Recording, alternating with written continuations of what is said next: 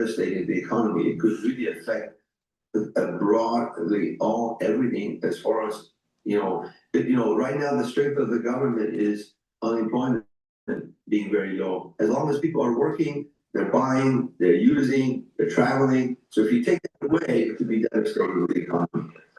Can we talk a bit more just about the history of Social Security here? Again, just hitting its 90th anniversary. So really, how has this program evolved, and what lessons can we learn from what we've seen just over the past 90 years here with the program?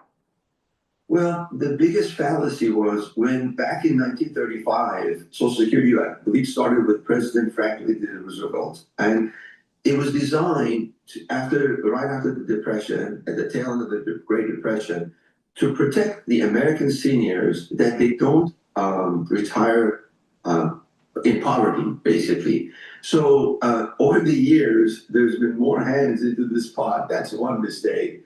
And the way it's evolved is that no one really projected what the effect of the baby boomer generation will be on Social Security.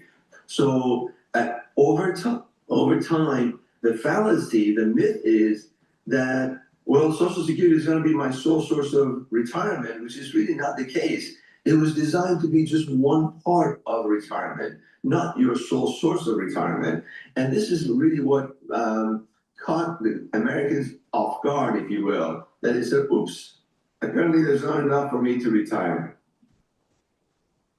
Right, and we're going to have to continue to watch all of this unfold here, but is there anything else that you'd like to share before we let you go here? Maybe you've already offered some tips, some advice for young Americans, but is there anything else that you would like to add that you think we might have missed in this conversation?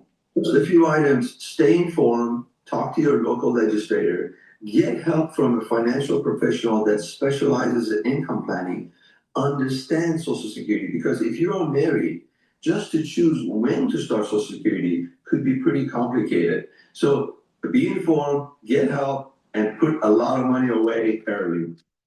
All right, David Kanani, thank you so much for joining us here this morning. Happy Saturday to you. Same to you. Thanks for having me. Of course. All right, it is a new hour here on Live Now for Fox, about 9:30 on the East Coast, 6:30 on the West Coast. Much more news to get to. Stick around. We'll be right back.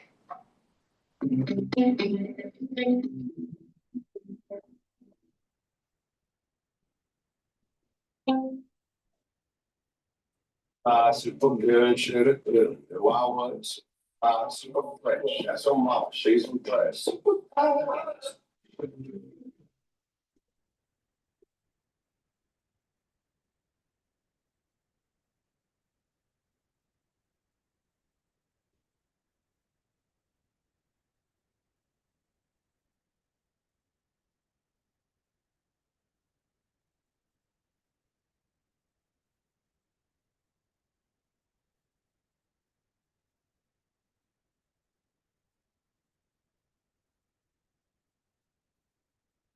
Hello, this is DrPaulCottrell, and we are live on YouTube and simulcasting on X Spaces. Thank you for joining. It is August 16th, and we're going to be talking primarily about the fallout from the Trump-Putin summit. I thought that Trump looked weak at the end. He looked strong at the beginning of the summit, but at the end, when they went up in front of the press and didn't take any questions and didn't come out with any sort of potential ceasefire, I think Trump looked very weak. I've been looking at some of the news this morning, and many of the commentators are saying the same thing. So let's dive in and take a look at this.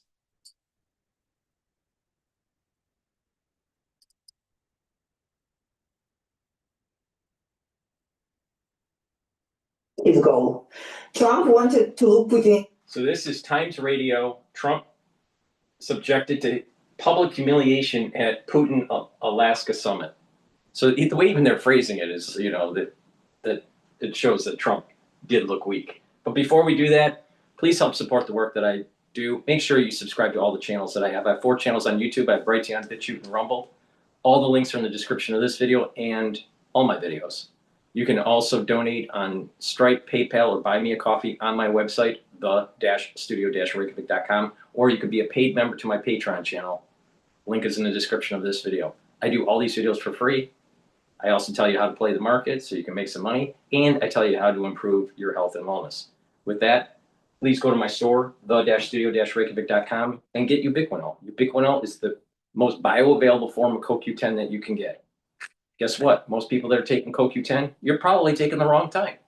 You can't get anything better than what I have in my hand here, ubiquinol. So please go to my store, the-studio-reykjavik.com, get the ubiquinol, take it every day, and what this is going to do is it's going to be able to absorb those free radicals, so you're bringing down the stress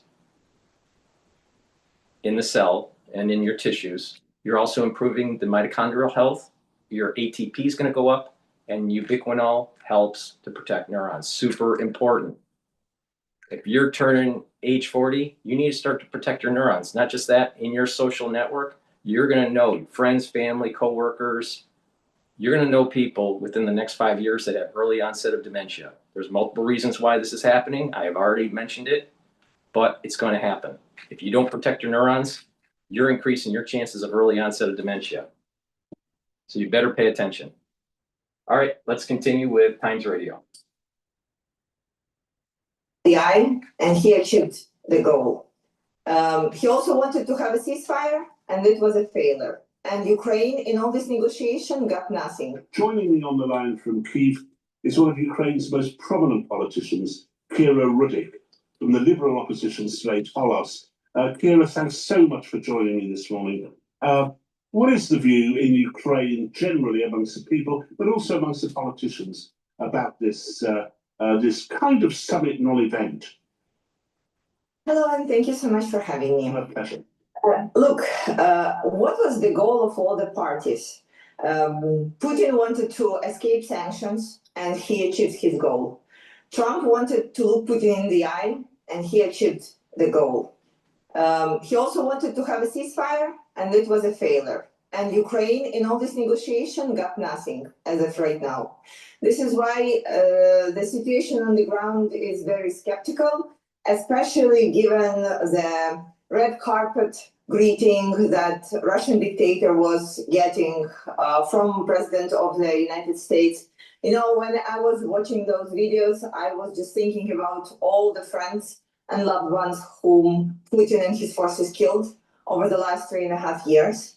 And it was indeed very painful. Because right now, even if you don't care about Ukraine, you need to understand that all the other dictators in the world are watching this, and they understand that they can launch a full-scale invasion, go ahead, commit all kinds of the war crimes, and then if the situation is right, they will be invited to shake hands with the American president and go on to the mutual press conference where they will say that they hope that the European partners and Ukraine will not stand on the way of peace.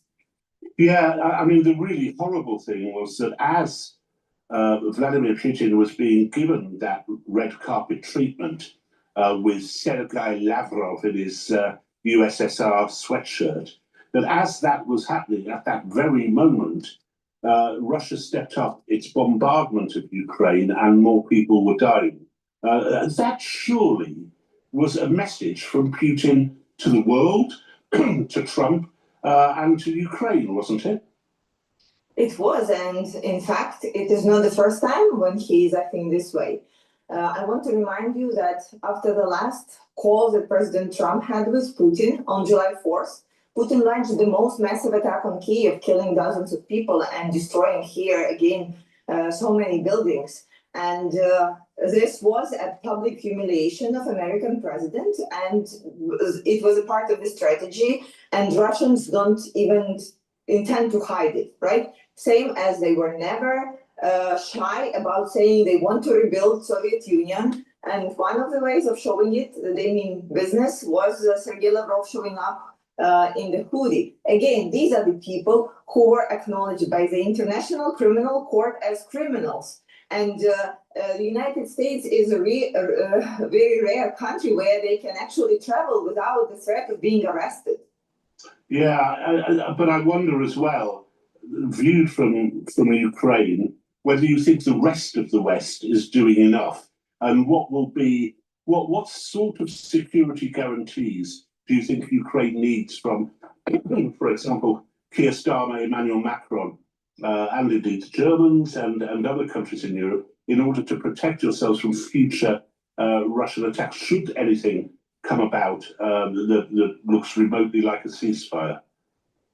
So Coalition of the Willing, so-called, actually did a very good thing by calling President Trump before this meeting, where we think there was a shift in the perception that President Trump can make any deal about Ukraine without Ukraine. Yeah. And we are grateful to the partners who were very firm on the statement, saying, look, this is exactly what you cannot do.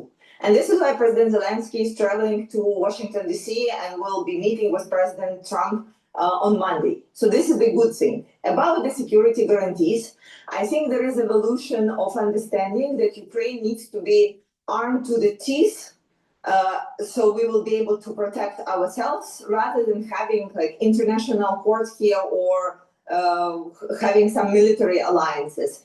Because at the end, we know that politicians change. There are different political situations in all the countries, and we cannot rely on the position of any future president or prime minister. So for us, the best security guarantee would be to be a strong country ourselves. And this is totally achievable, and we think that this will be the best and perhaps the safest way for everyone to move forward. However, there are other options, and we are ready to discuss them. President Trump already said that Ukraine is not going to join NATO or not going to receive like security guarantees from NATO, but it could be some mix and match. Yeah. And again, whatever will make sure that Putin would not attack us again, whatever is workable. So actually, you're kind of ruling out what has been suggested, which is that British, French, German troops might be on the ground in Ukraine in some way, even if they're not actually on the front line. Well, the question remains again the following. If you bring in the international troops here, what will happen if, God forbid, Russian missile or Russian drone will kill an international soldier? And we'll know that that would happen because Russia is, this is something they're very good at provocations of this level. And so then we will get into even worse situation. And I think you need to be sure what will happen if this incident will arise before you're sending the troops here. And in fact, we never have asked for the international troops. We are always asking for more weapons and supplies so we can defend ourselves. Yes, indeed. You know, I mean, Vladimir Zelensky has his own problems domestically and has been under some fire domestically as well. You are the leader of an opposition party in Ukraine. What's your opinion on the job he's doing right now? So look, before the full-scale invasion, I was very vocal about what President Zelensky could have done differently. But since the war has started, we are trying to work as a team because we cannot have elections, we cannot replace him right now, and making sure that he has and criticizing him and decreasing his rating is not doing anybody any good. However, he has made some mistakes, especially in the attack of the anti-corruption organs with his party. Fortunately, we were able to reverse this back, but we just hope that he learns this lesson and will not be repeating such attempts in the future. And what advice would you give him when he sets off to Washington on Monday to meet with Trump? What is the bottom line that he must demand from President Trump? That in Ukraine, Mike, if you had to choose, would you watch grass grow or keep track of your team's time? Time tracking. With guys telling my team's hours, breaks, overtime, and time off. that in Ukraine, we are same people that we were in 2022. People who declined and disagreed to capitulate.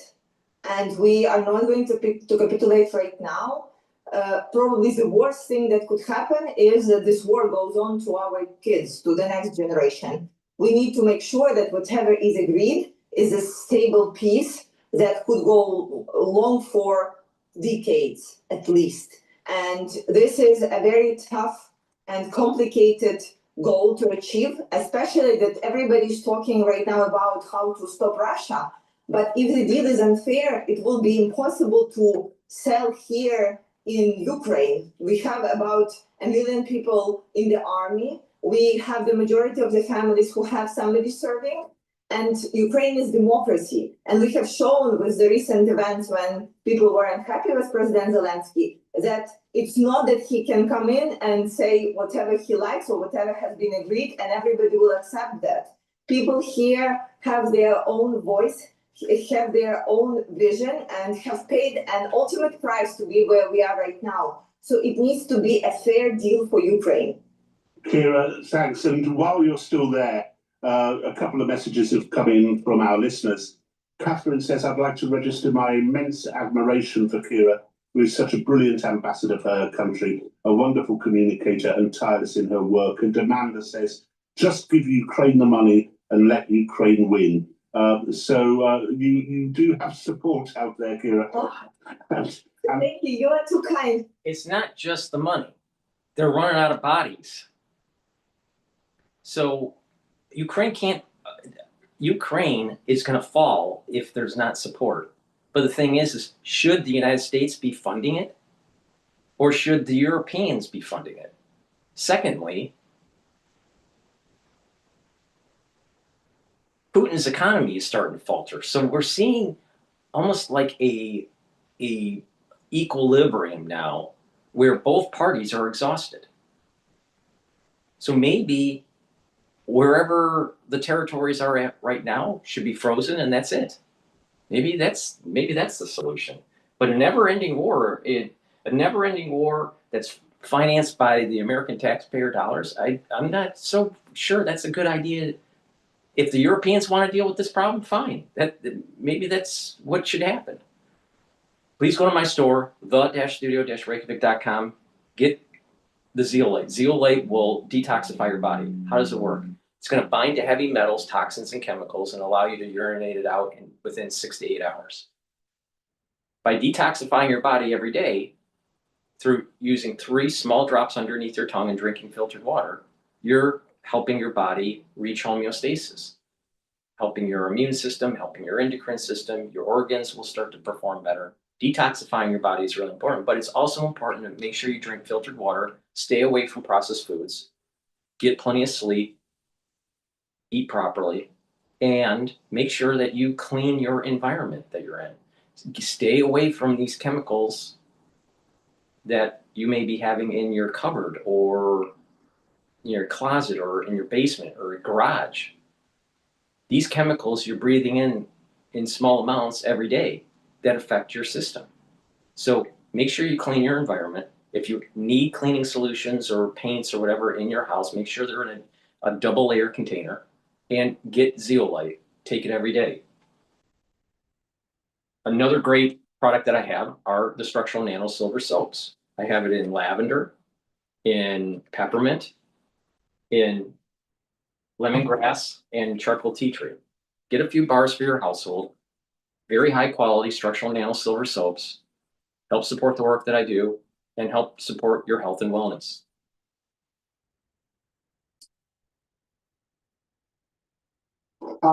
What will happen is we're going to have excess space. Growing your agency means helping your. That we're going to probably be able to monetize and sell. We recently did a transaction.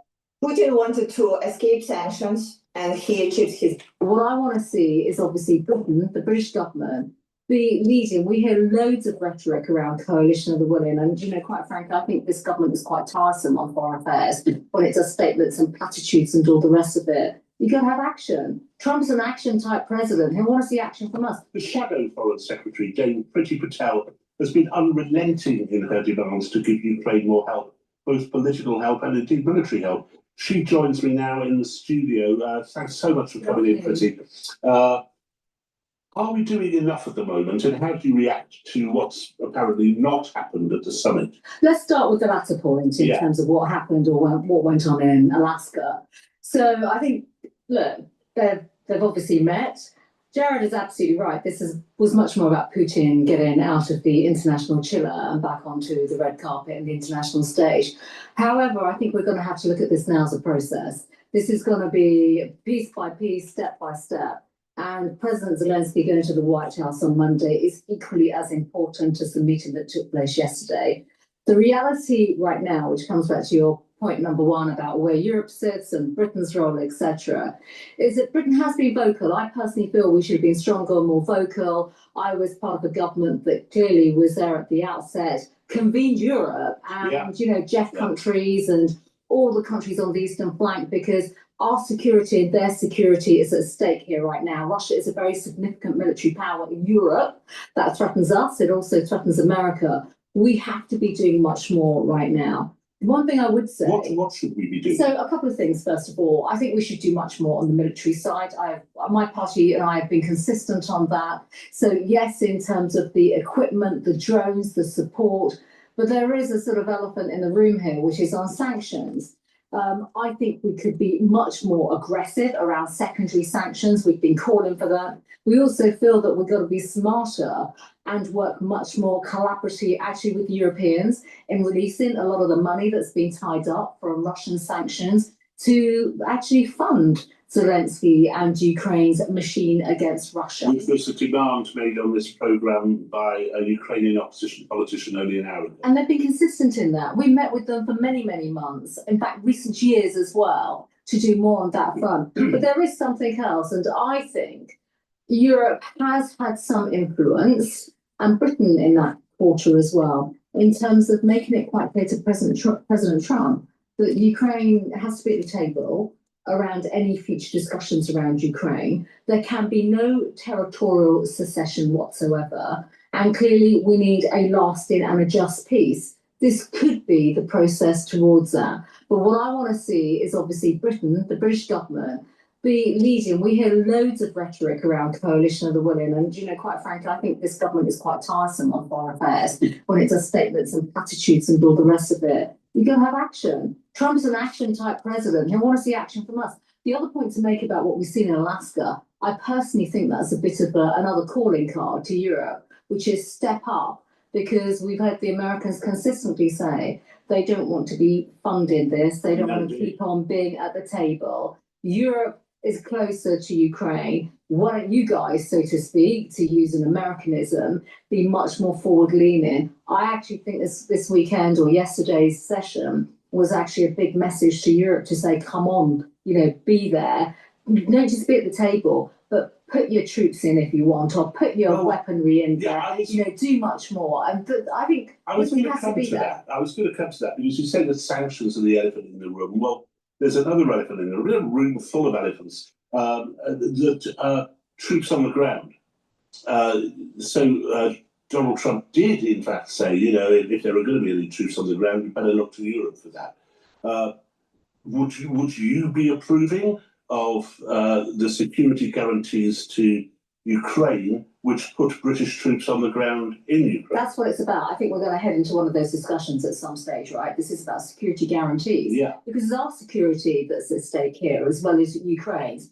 So I think number one, look, we're not there yet. We're clearly not there. So it's about all the measures and all the steps that would take place before we even get to that stage and we get to that level. And Britain has to be. But would you rule it out? I don't think we can rule anything out right now. We've just had, we've just seen a discussion that was behind closed doors and only photos that came out of Alaska. We don't know the context and the details. I don't think the British government has much idea right now at this stage as well, which is to my point. That's why Britain has to come back and show leadership. Where are we going with all of this? If President Trump gets to the stage, let's say post his meeting with Zelensky, and of course will there be a trilateral? We don't know yet. Putin doesn't even recognize Zelensky as the democratically elected leader in Ukraine. So there's a lot here that we need to unpack. At some stage, could that come? And if so, what would security guarantees look like? Britain has to be a voice at the table when it comes to the future security.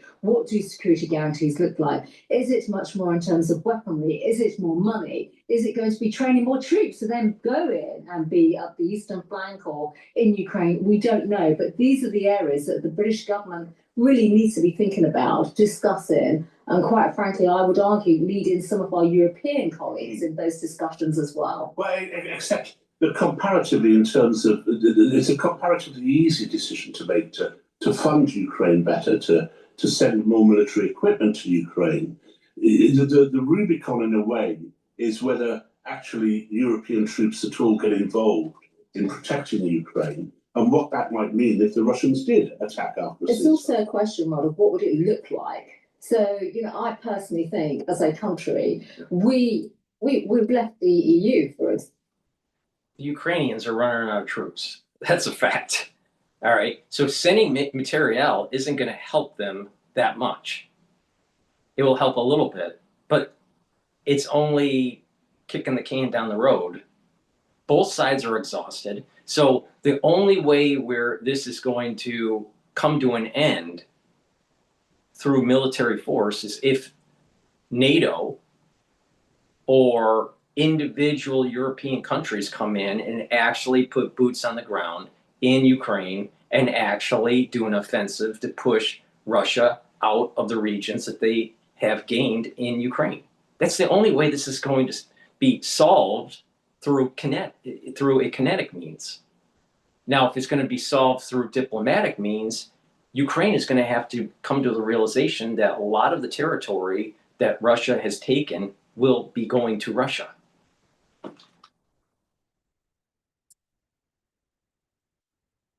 Yeah. Despite, we've successfully left the EU, and yet Britain led, after Russia's illegal invasion, it was Britain that stepped up and convened European countries and others. I believe we still have a role to play in doing that, and that could mean shaping things going forward. I don't think it's as binary as you suggest around just funding and giving equipment, because if it was so straightforward, surely we would have been doing much more of that by now. And even that has been subject to negotiations and discussions over what kind of equipment goes in and who does it. I think fundamentally the real challenge right now is, number one, speaking with one voice and actually Britain showing strong leadership and convening around all of this. And number two, even on sanctions, being coordinated. We're not coordinated. Europe isn't coordinated. Other allies are not coordinated. The whole narrative around secondary sanctions is not coordinated. This is a big moment to put more pressure on Putin, and I would argue that's what Britain should be doing.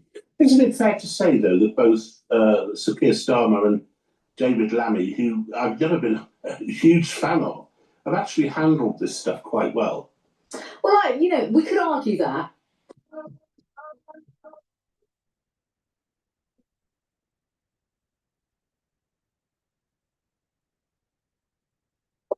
We could argue that, but I think at the end of the day, it's all about results. We're still in this, we're still on the treadmill of going round and round. And one could argue, you've heard Ukrainian politicians on your programme. I've been meeting with them for months and months. They've been calling for much more, certainly over the last 12 months, and that hasn't come together.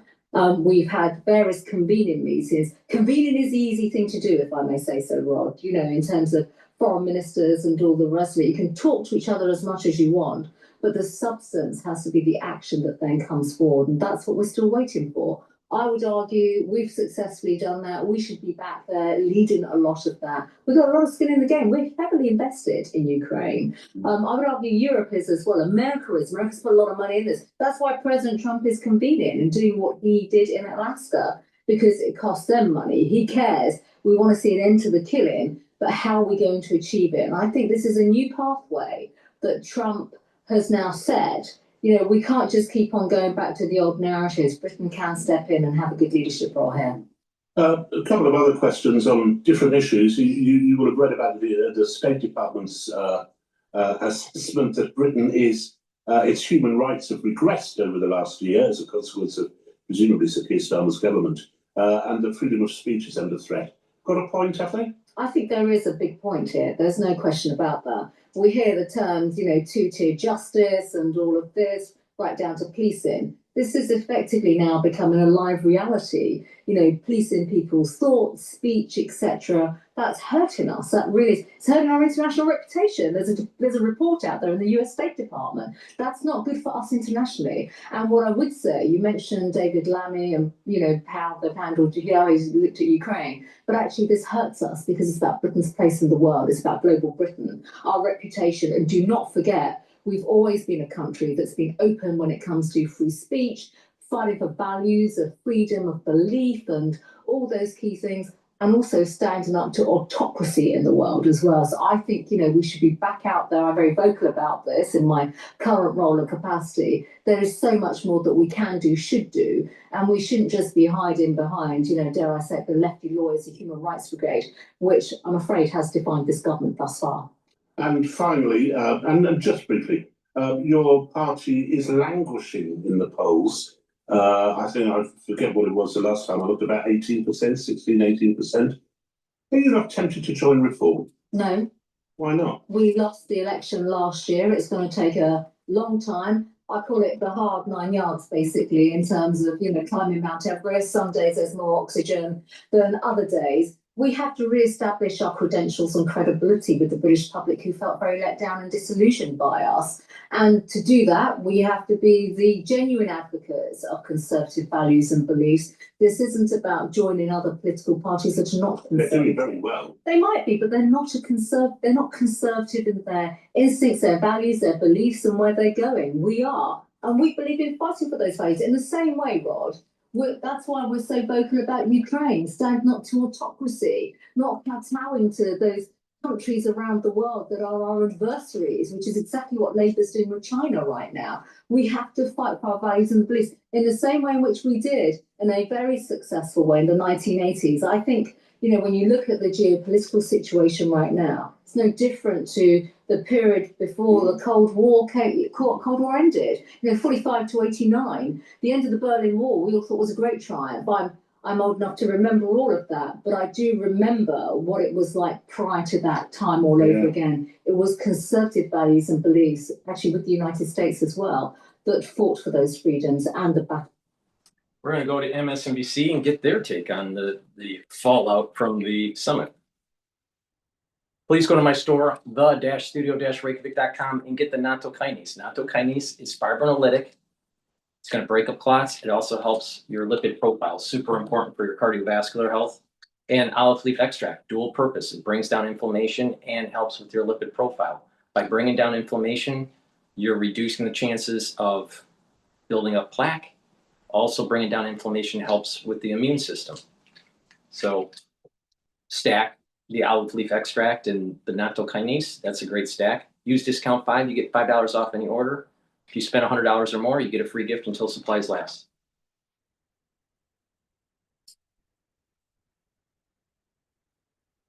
Imagine being able to build anything just by thinking about it. Meet Base 44, a complete AI creation platform. New this morning, after being shut out of Friday's big summit in Alaska, Ukrainian President Volodymyr Zelensky announced a short time ago that he will be coming to the United States on Monday to meet with President Trump. Zelensky had a one-on-one call with Trump and then with European leaders as Trump was traveling home from Alaska. Trump also spoke with NATO leaders, according to his press secretary. Zelensky wrote on social media that, quote, Ukraine reaffirms its readiness to work with maximum effort to achieve peace, adding, we support President Trump's proposal for a trilateral meeting between Ukraine, the USA, and Russia.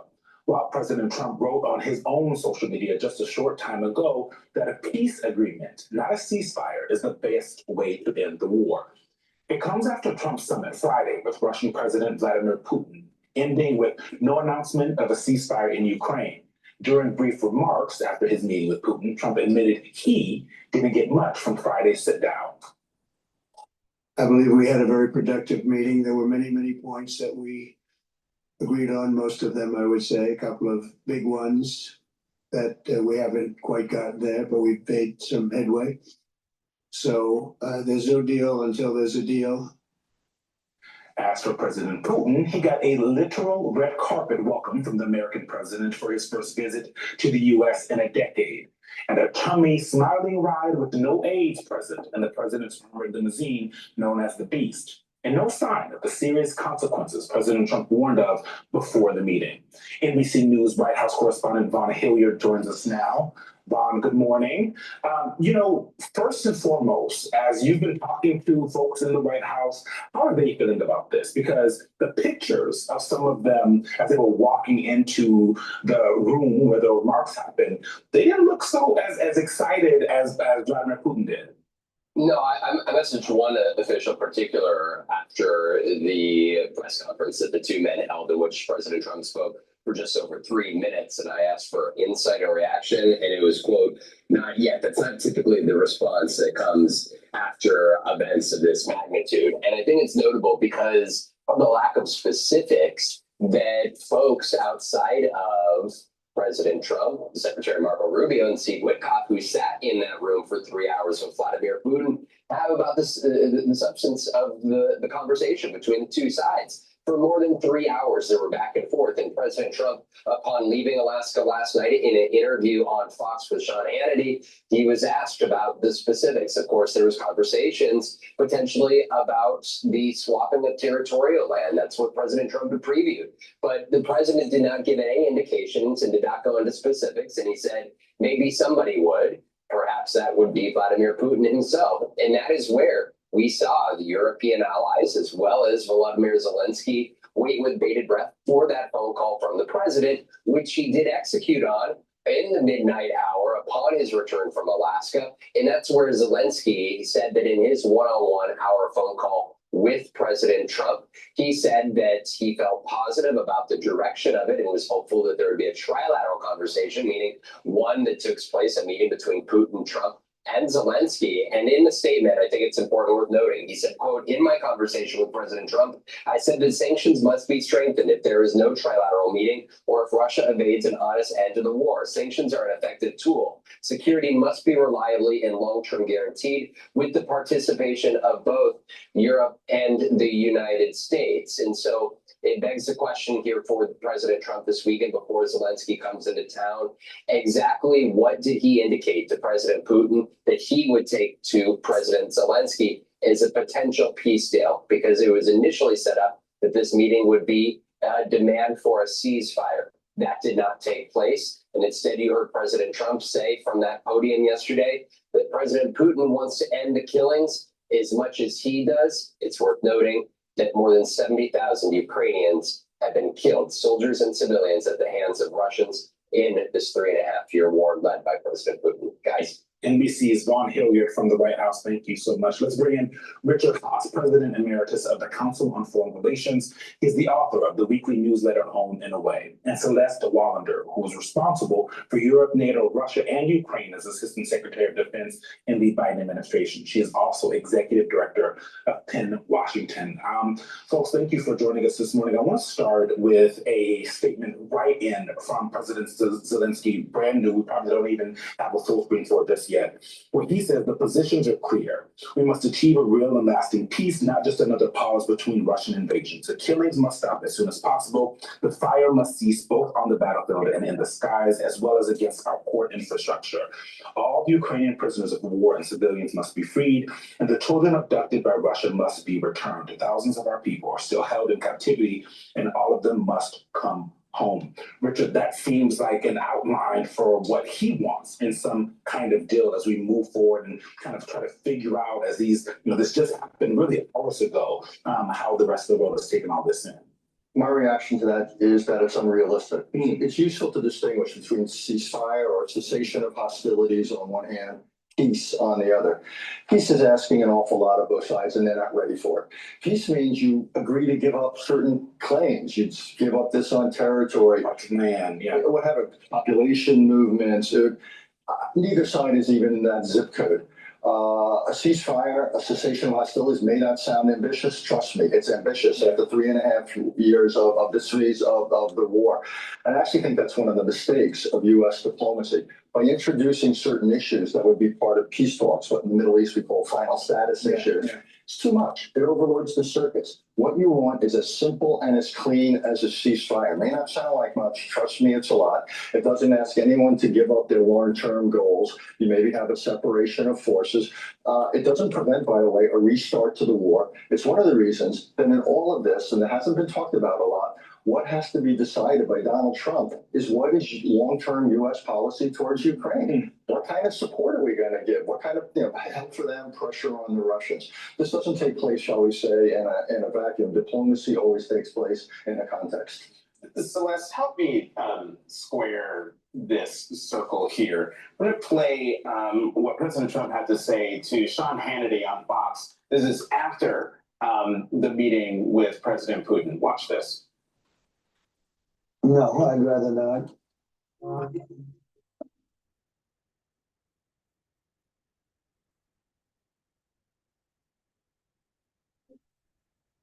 No, I'd rather not.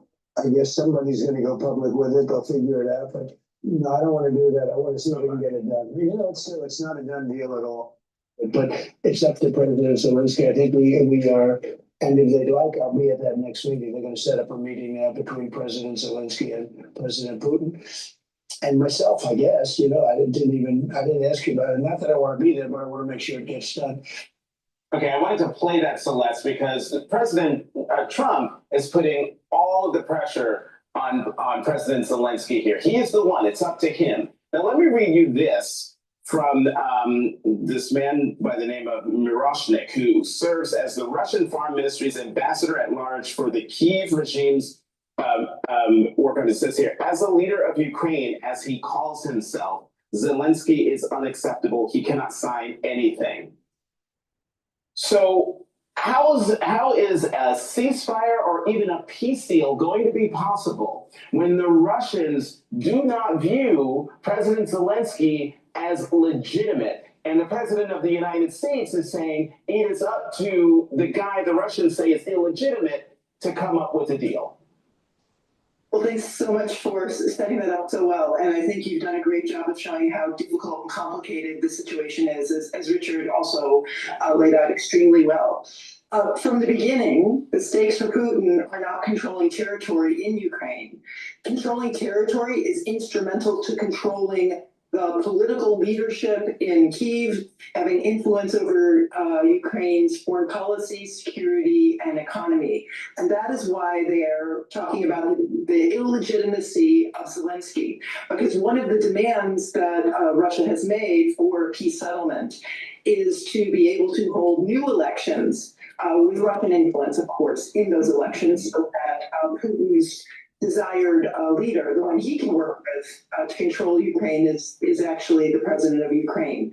So as Richard noted, there is so much distance between an acceptable peace settlement that at most what you could achieve is a ceasefire. And the reason you did not see any progress on a ceasefire in the discussions in Alaska is that Putin doesn't want a ceasefire because Putin believes that he is winning on the ground.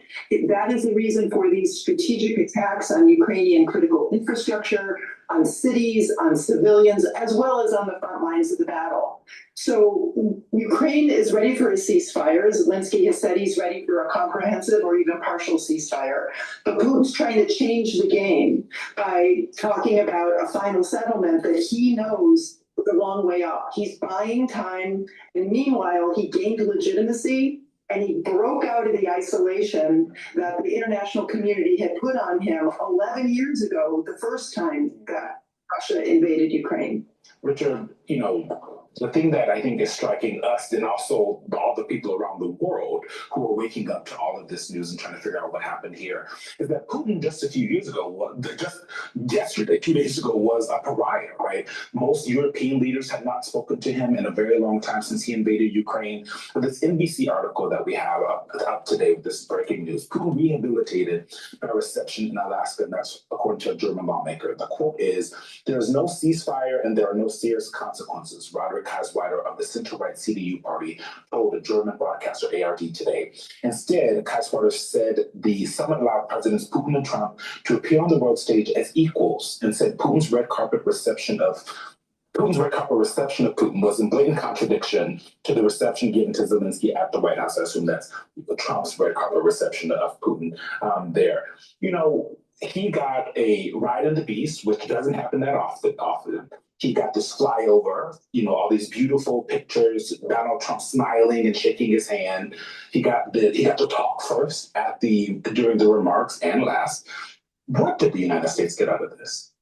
Well, just take a step back. The idea of having a summit with Vladimir Putin, given everything you've talked about, it should have been made conditional. Yeah. To me, one of the most surprising things of Alaska was how unconditional the entire thing was.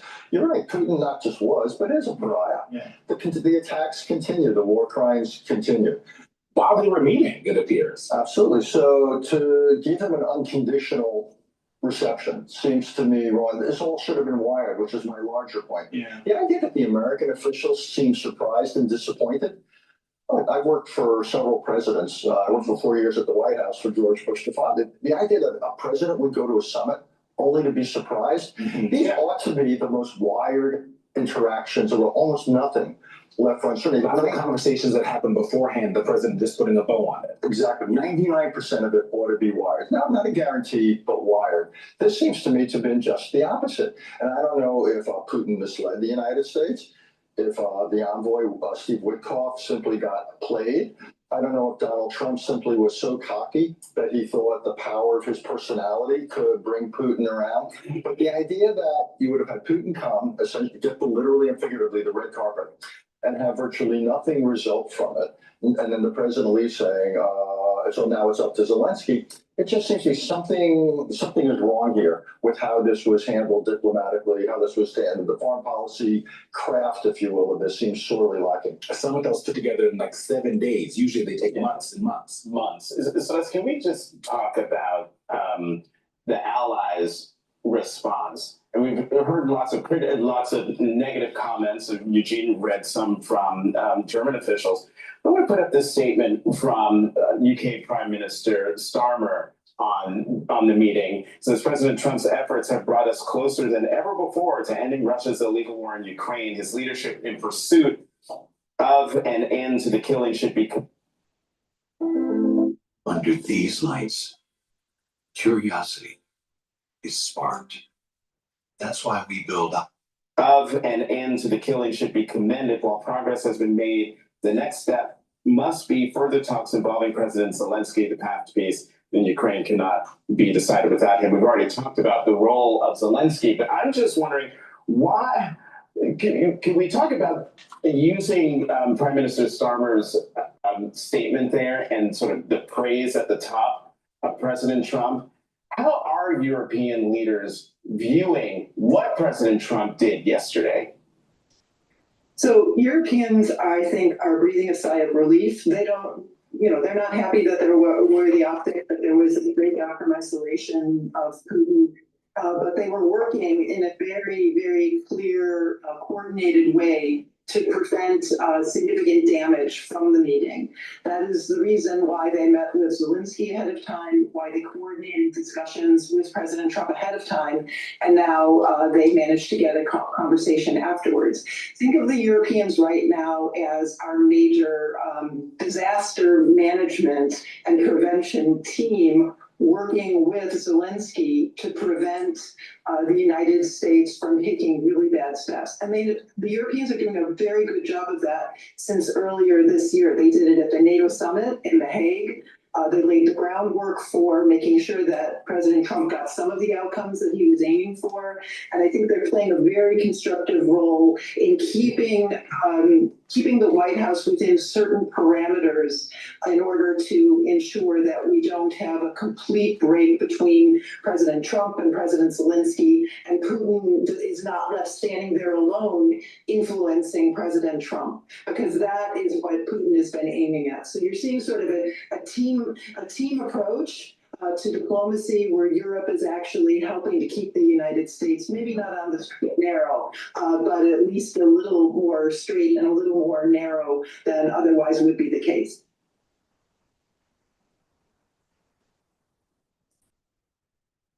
Please go to my store, studio-reykjavik.com, and get the digestive enzyme complex. This will help to break up carbohydrates, proteins, and lipids and reduce the load on your pancreas. Super important if you're age 40 or older. This stack that I'm going to show you is really important for brain function, to help the efficacy of vitamin D3, and to boost up your immune system. Magnesium and zinc will boost up that immune system and help with brain function. Vitamin C will help with your skin, but also vitamin C with magnesium will boost up that immune system and help with brain function. So a great stack would be to take the magnesium and zinc and the vitamin C and magnesium with the digestive enzyme complex. You're helping your pancreatic health. You're digesting your foods easier. You're helping with your skin, helping with the efficacy of vitamin D3, and you're helping with brain function and immune system. So super important. So please go to my store, the-studio-reykjavik.com. Take a look at the supplements, get the stacks that I'm telling you to, or if you just want to take the supplements separately, that's up to you. But use discount 5, you get $5 off any order. If you spend $100 or more, you get a free gift until supplies last. Also, get the probiotic. Probiotics are really important as a foundational piece to build off of. This probiotic is a powder. You mix it with soft foods like hummus or yogurt. You can mix it with just filtered water, but take it every day. Super important. And what that will do is help you to digest your foods. It'll help with your immune system. It will help with your metabolism. It'll help with your brain function. So please go to my store, the-studio-reykjavik.com, and get the probiotics.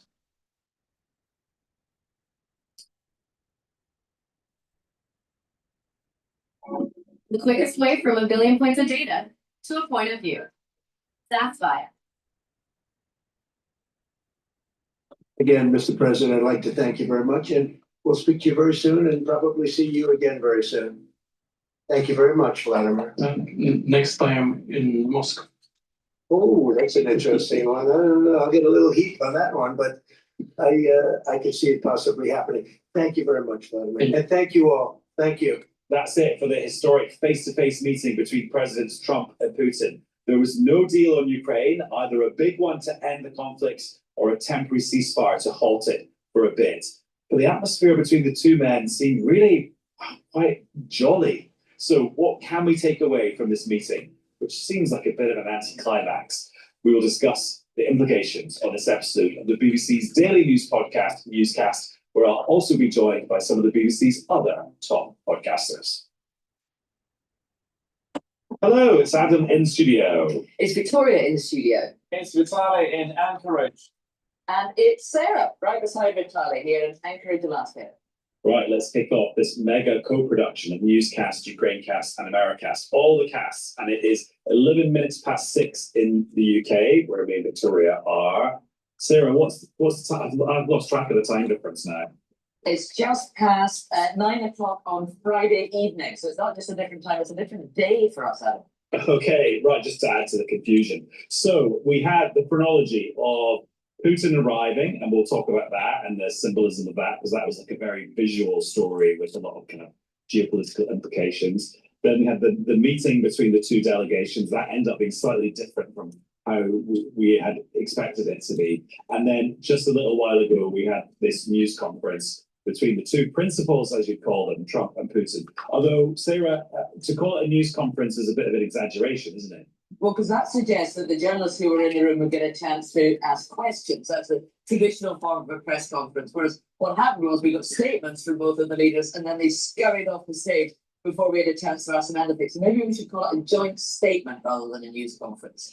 And Vic, think about it. The number of times we've watched Donald Trump, the number of times he just turned up to a podium, said some words, and then gone without then answering questions for an hour or 2 hours. Or whatever. No. It's unusual, isn't it? Has it happened since he's come back into the White House for a second time? I can't think of an occasion. He normally loves those press conferences. He talks and talks and talks. He will take as many questions as the assembled members of the press want to throw at him. It was extraordinary, and presumably that's what President Putin wanted. No questions from reporters, and that's what he got. And Vitaly and Sarah, in terms of what we learned, for people who are just tuning in and trying to find out what happened at this summit, is there anything to tell our listeners around the world? No deal, no ceasefire. Well, bottom line is things stand as they did yesterday, which is kind of what Vladimir Putin wanted. I think he's going home happy. Donald Trump wanted a ceasefire. That didn't happen. For Ukraine, well, the worst case scenario seems to have been avoided, a scenario in which Donald Trump would have offered Russia Ukrainian territory in exchange for a promise of a ceasefire or a peace deal. That didn't happen either, but uncertainty prevails. Yeah, no deal and no ceasefire, Vitaly. But the bizarre thing is there also seems to be no hard feelings about that. I would have thought that Donald Trump would be very disappointed, even possibly angry about leaving this summit empty-handed. We can talk about this at greater length, but he seems to be reasonably happy. Certainly that's his outward countenance. So we should delve into how on earth that can be. So you know what? Let's dive into just what happened at that news conference or those press statements. Let's play you a nice chunky clip of what Vladimir Putin, the Russian president, had to say. And this is him speaking through an interpreter because he spoke in Russian for most of it. And he spoke first as well. Yes. The situation in Ukraine has to do with fundamental threats to our security. Moreover, we always considered the Ukrainian nation, and I've said it multiple times, a brotherly nation, however strange it may sound in these conditions. We have the same roots, and everything that's happening is a tragedy for us and terrible wound. Therefore, the country is sincerely interested in putting an end to it. At the same time, we're convinced that in order to make the settlement lasting and long-term, we need to eliminate all the primary roots, the primary causes of that conflict. And we've said it multiple times, to consider all legitimate concerns of Russia and to reinstate a just balance of security in Europe and in the world on the whole. And Vitaly, that phrase,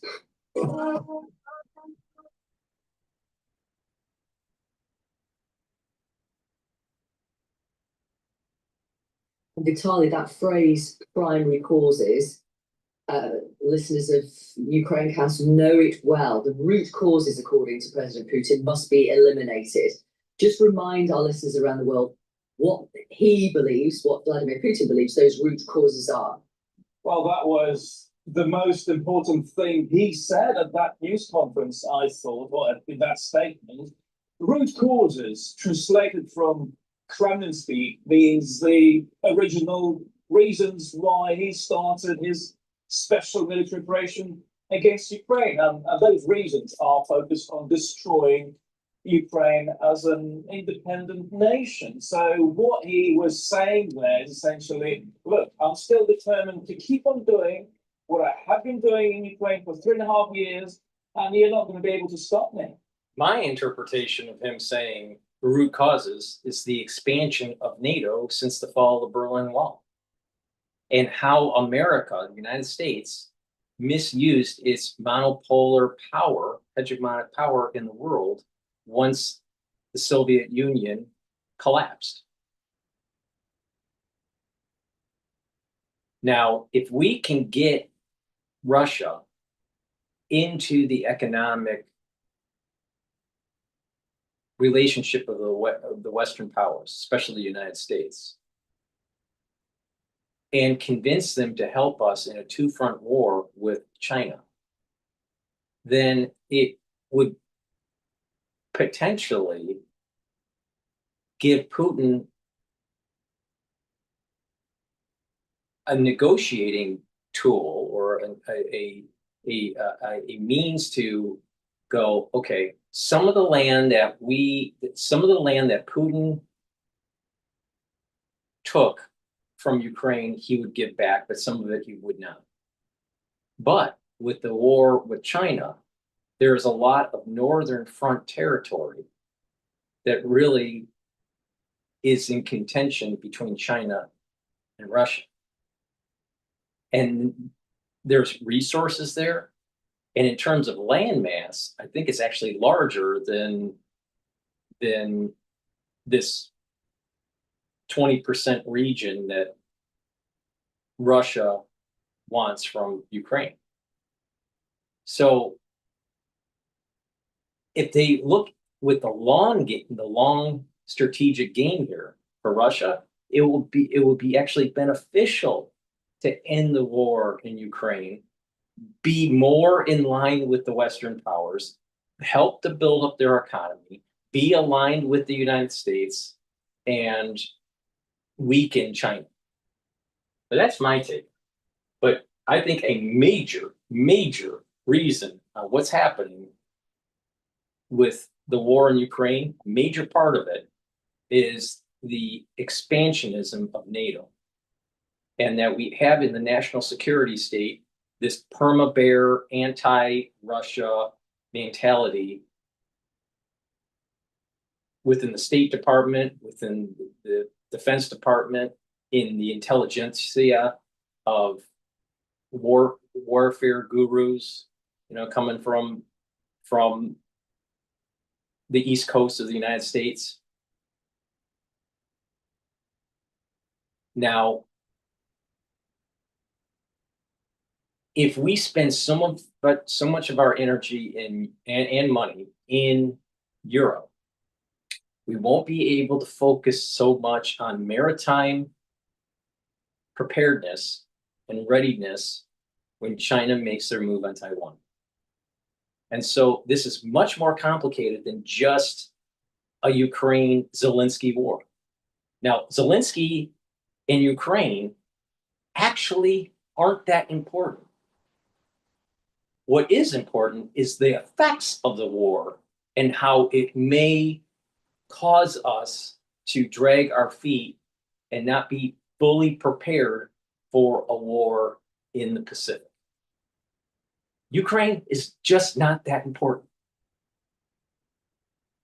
But unfortunately, because of the way the national security state is, it's so focused on Russia's so bad. Everything's Russia's bad. Everything's Russia's bad.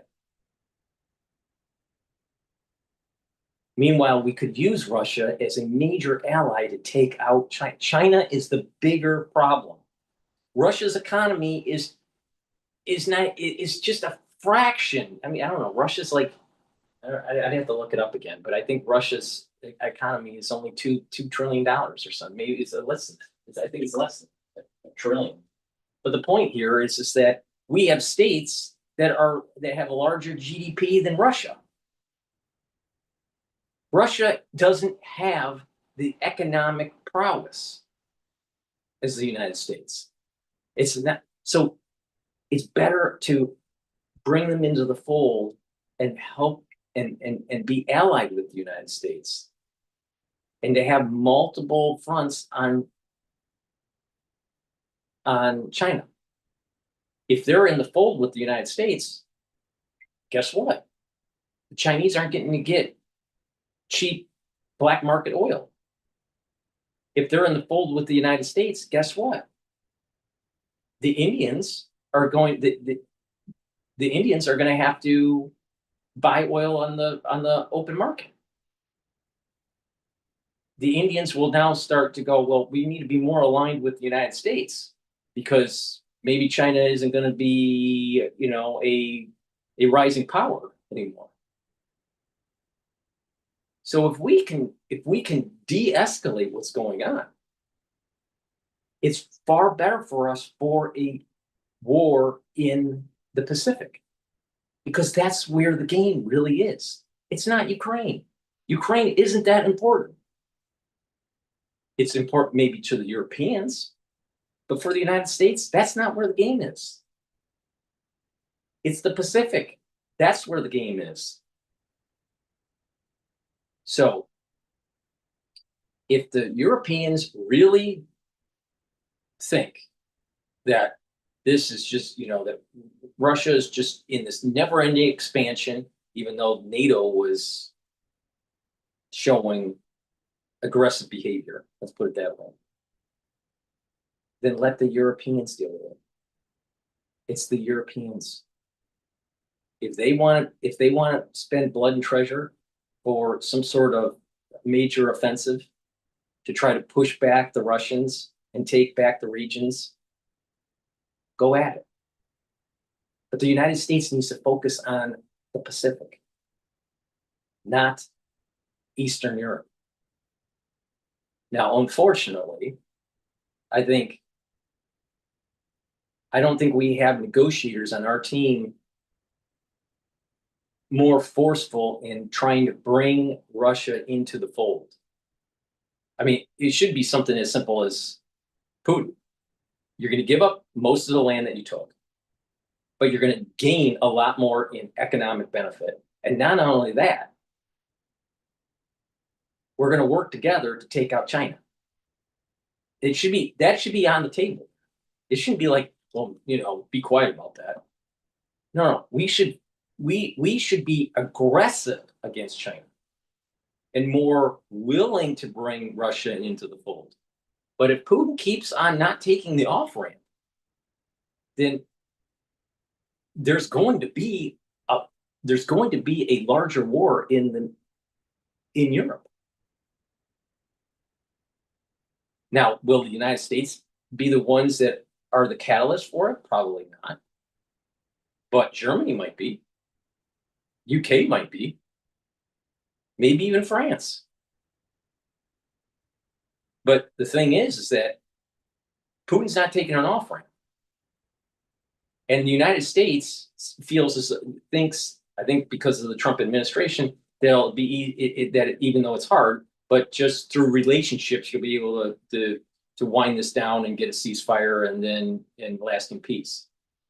And I think we need to be more aggressive and say, you know what, you get this, you get this region, you give back this region, but you get this economic benefit, and guess what? We're working together to take out China. You know, but we don't think that way, and unfortunately, we're probably going to see this. Probably is not going to be solved in the Trump administration.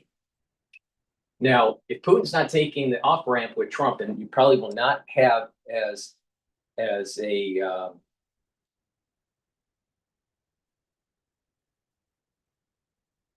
willing president to bring Russia into the fold.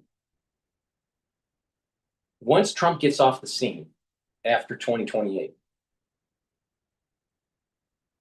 and if Putin is still around, then we're probably going to devolve in a much more intense conflict in Europe. I feel as though we're like at a crossroads. You know, I wish that Putin would take the off ramp, but he's not taking the off ramp. All right, he feels as though he has more strategic cards to play, or a better position than Zelensky has, and maybe even the president has. So he's not taking the off ramp. But there's not going to be a president after Trump that's going to be as willing to try to negotiate peace in that region. And so as Putin starts to age, and this war continues to grind out, and their economy starts to falter, that will cause other variables where he may just retreat, or he may increase his efforts. And there's going to be more of a conflict between Europe and Russia. Now, historically, when Russia is the underdog, they usually win. But if this keeps on grinding out, and their economy starts to falter, Russia's economy starts to falter, there may be enough economic prowess in Europe to be able to actually overthrow the Putin government. But this probably would be very bloody to do. So we're at a crossroads of World War III. Maybe we're already in World War III. You know, some people say we're Cold War 2.0. Maybe it's hot war already. I don't know. But Putin not taking the off ramp is scary. But part of the problem is that the neocons with NATO was part of the reason why Putin is in power. Part of the reason why Putin did the advancement. Now, some people would say, well, if NATO wasn't wasn't pushing for an expansion, Putin would have gained territory even earlier. We never know. We don't know because it's counterfactual. We won't know that ever. But the thing is that it does seem to me that there's not going to be a president on the scene, United States president on the scene, that's going to try to actually de-escalate this war as much as Trump is. But I personally think that Trump failed in the summit. Trump looked weak after they came out of the negotiations and they went up on stage. They didn't take any questions. He looked weak, and I don't see any means of a ceasefire anytime soon. So it's either the United States is going to tell Zelensky, here's a bunch of money, good luck, with the war, and NATO forces or individual countries start to pile in and start to provide materiel and maybe even troops, because I think Ukraine has problems with troop levels, and maybe they're going to try an offensive. But when that does happen, you're talking about supersonic missiles use by the Russians. Putin's going to be starting to sail Raber with tactical nukes again, and blah blah blah. I think many people are at fault here. The neocons are at fault for decades, but Putin not taking the fucking off ramp is also at fault here. Now we're at a crossroad. The United States needs to focus on the Pacific, because if China wins the Pacific island chains, there's going to be, one, the loss of hegemonic power for maritime navigation. There's going to be the steady decline of the American empire.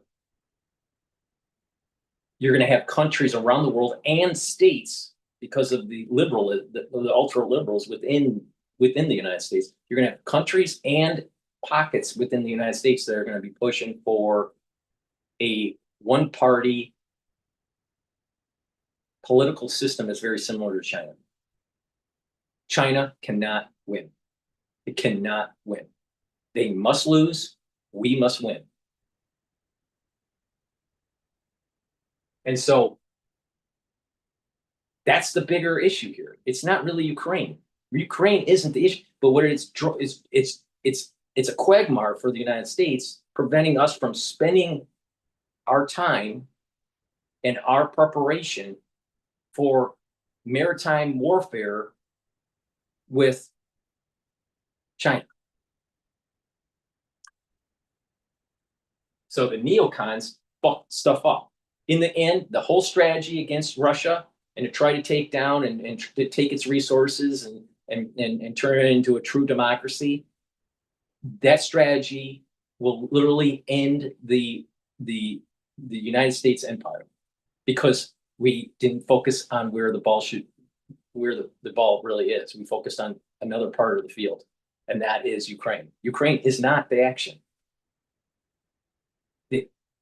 It's Asia. Asia is where it's at.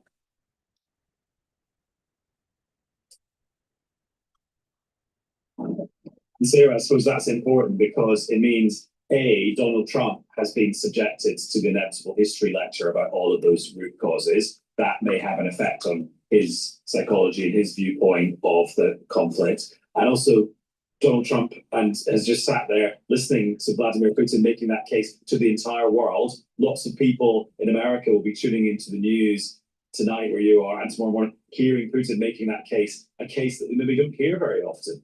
Yeah. And it was clear that Donald Trump had listened to that. Putin's case that he mentioned on Tucker Carlson, I don't know, a year ago, maybe it was 2 years ago, maybe a year and a half ago, somewhere in there. He went in a long diatribe about the history and the people of Ukraine going back and forth and blah, blah, blah. That part I don't really care about. I really don't care about that part. What's more important is what happened after the fall of the Berlin Wall and the mismanagement of the neocons with a monopolar United States empire. That's what caused Putin. That's what created Putin, was the mismanagement from the neocons.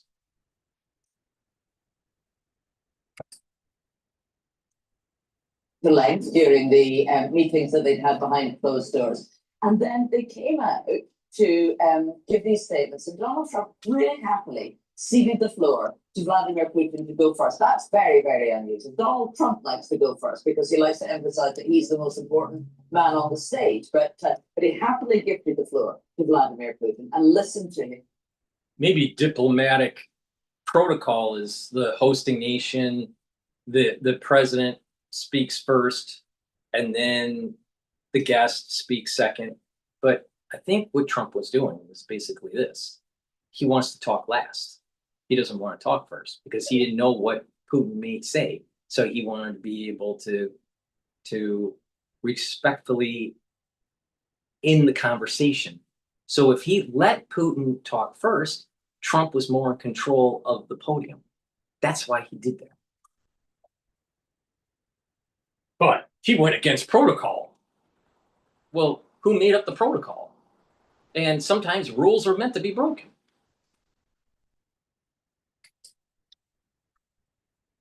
Talking about these root causes of the conflict. We know we've had this conversation before because sometimes when Donald Trump comes off the phone with Putin, he sounds really sympathetic towards this idea that there was good reason why Vladimir Putin had to invade Ukraine because he felt that there was a security threat on his borders. He does seem, when he has just heard these lectures from Putin, to become quite sympathetic to that point of view. And of course, that's the fear, isn't it, of European nations and particularly of President Zelensky, that every time Donald Trump is in a room with Vladimir Putin, he becomes more sympathetic to Putin's case. That what they didn't do was discuss land swaps or territorial deals and end up, actually giving away any of Ukraine. But nonetheless, you could sort of see in the body language in the room that Donald Trump had been persuaded once again, for now anyway, of Putin's case on this. So when President Trump said in that statement, so they had a 3-hour meeting, then there was a 12-minute period where they read out those statements to the press. President Trump said there were many, many points that we agreed on. Do we have any idea what they agreed on? No. They keep outperforming me and call me crazy, but I hope they never stop. Everyone thinks I have a team, a full-on 5-person operation, but it's just me and Notion. I didn't hire anyone, I hired AI, a team of diligent experts. My executive assistant handles all my calendars and emails. My marketing associate drafts my posts and runs my campaigns. And my sales rep finds leads and actually follows up without me having to lift a finger. Clients ask me, no. And then he also said that there was one very significant thing that they did not agree on.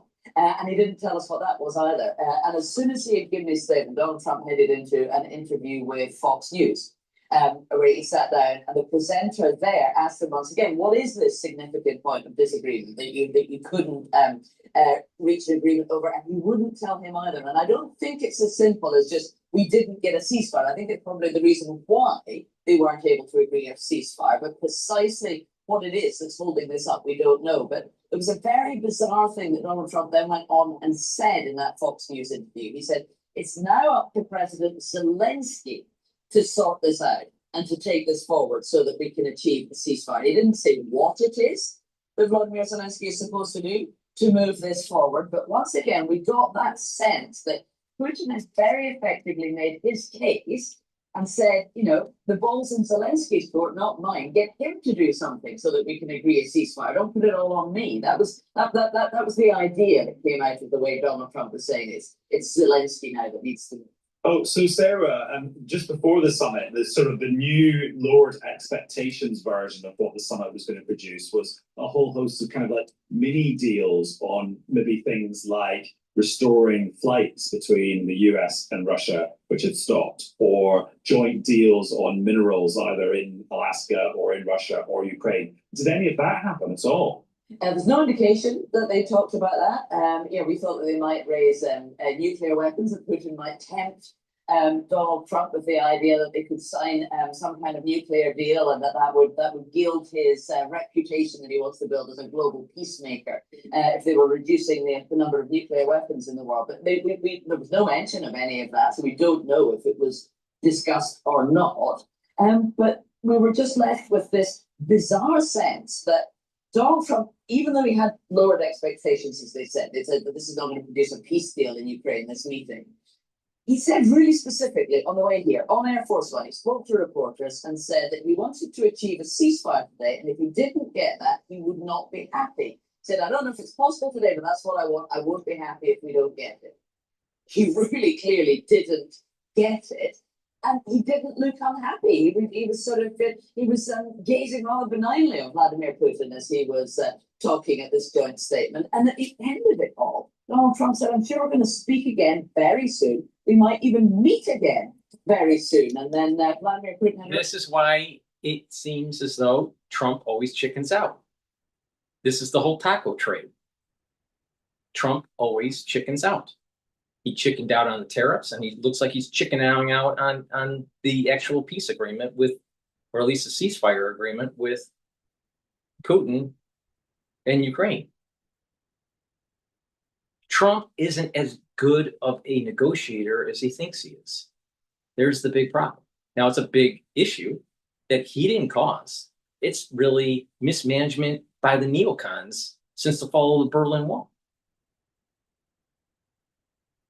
And they created an individual because they thought they knew better. They created Putin. They thought they would be able to contain him, and eventually he would wither away. But it just got stronger and stronger because of their stance with NATO. The neocons created Putin. Not as a puppet. That's not what I mean. They created him because of their actions, and that created the environment that let Putin rise and become the leader of Russia. And it's tapping into, a greater Russia. They're declining. They're declining economically. They're not growing. They're declining. So he's tapping into that he will be their savior. Putin will be their savior. All right. But he's also a corrupt individual and makes a lot of money on some of these economic deals. Now, because of the sanctions, he's hurting. His oligarchs are hurting. And so there's pressure within Russia to solve this problem, is to get back onto the world stage as a honest broker, quote, honest broker. But if he's not taking that off ramp, Russia's not going to get integrated into the world.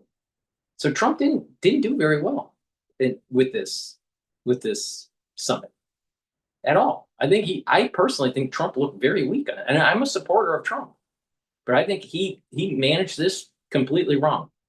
I think he came away with nothing, and Putin has notched up a little bit on the world stage.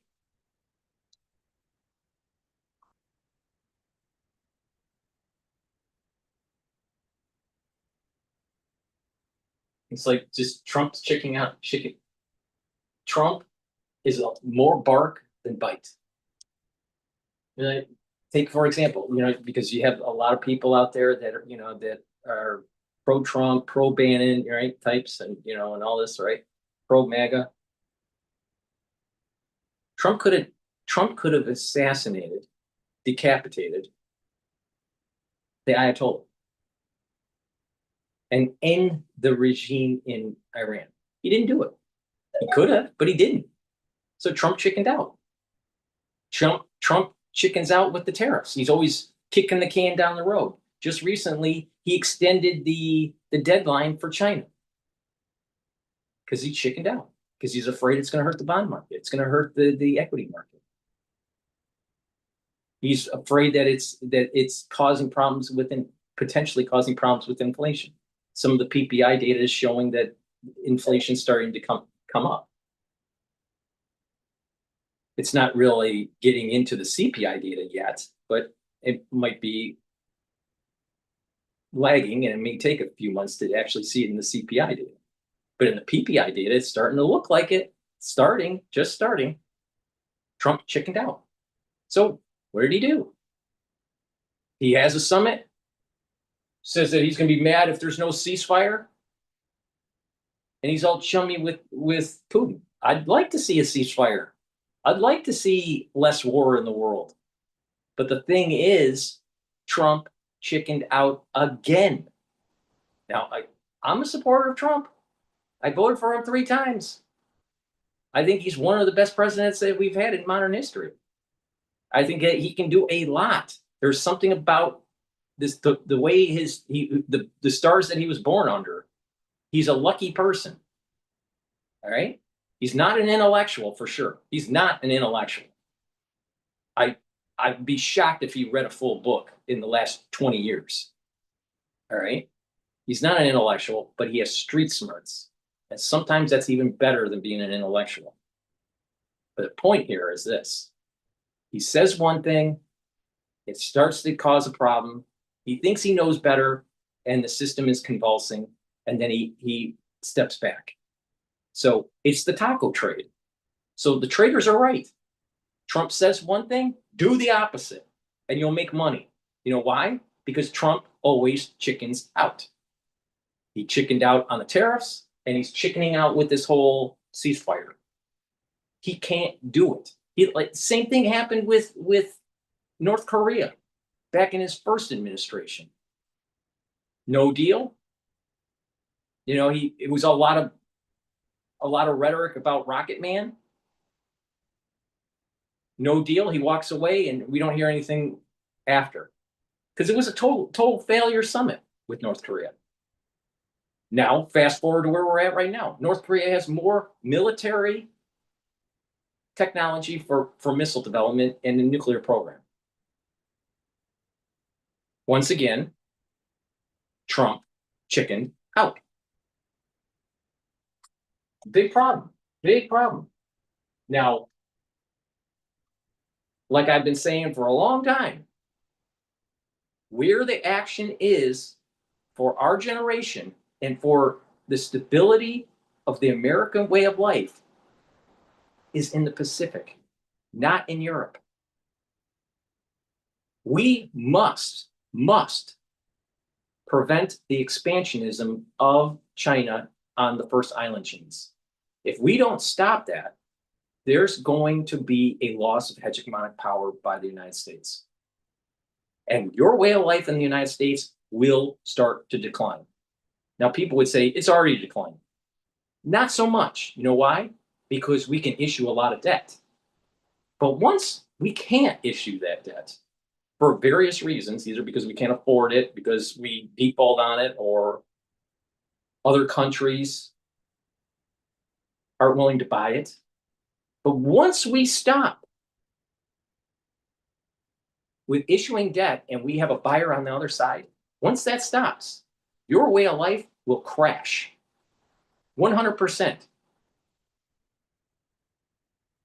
America is living on debt. All of this technology that we have, all of the standard the standard way of life that the United States has had is all predicated on people buying our debt. Once people stop buying our debt, it crashes.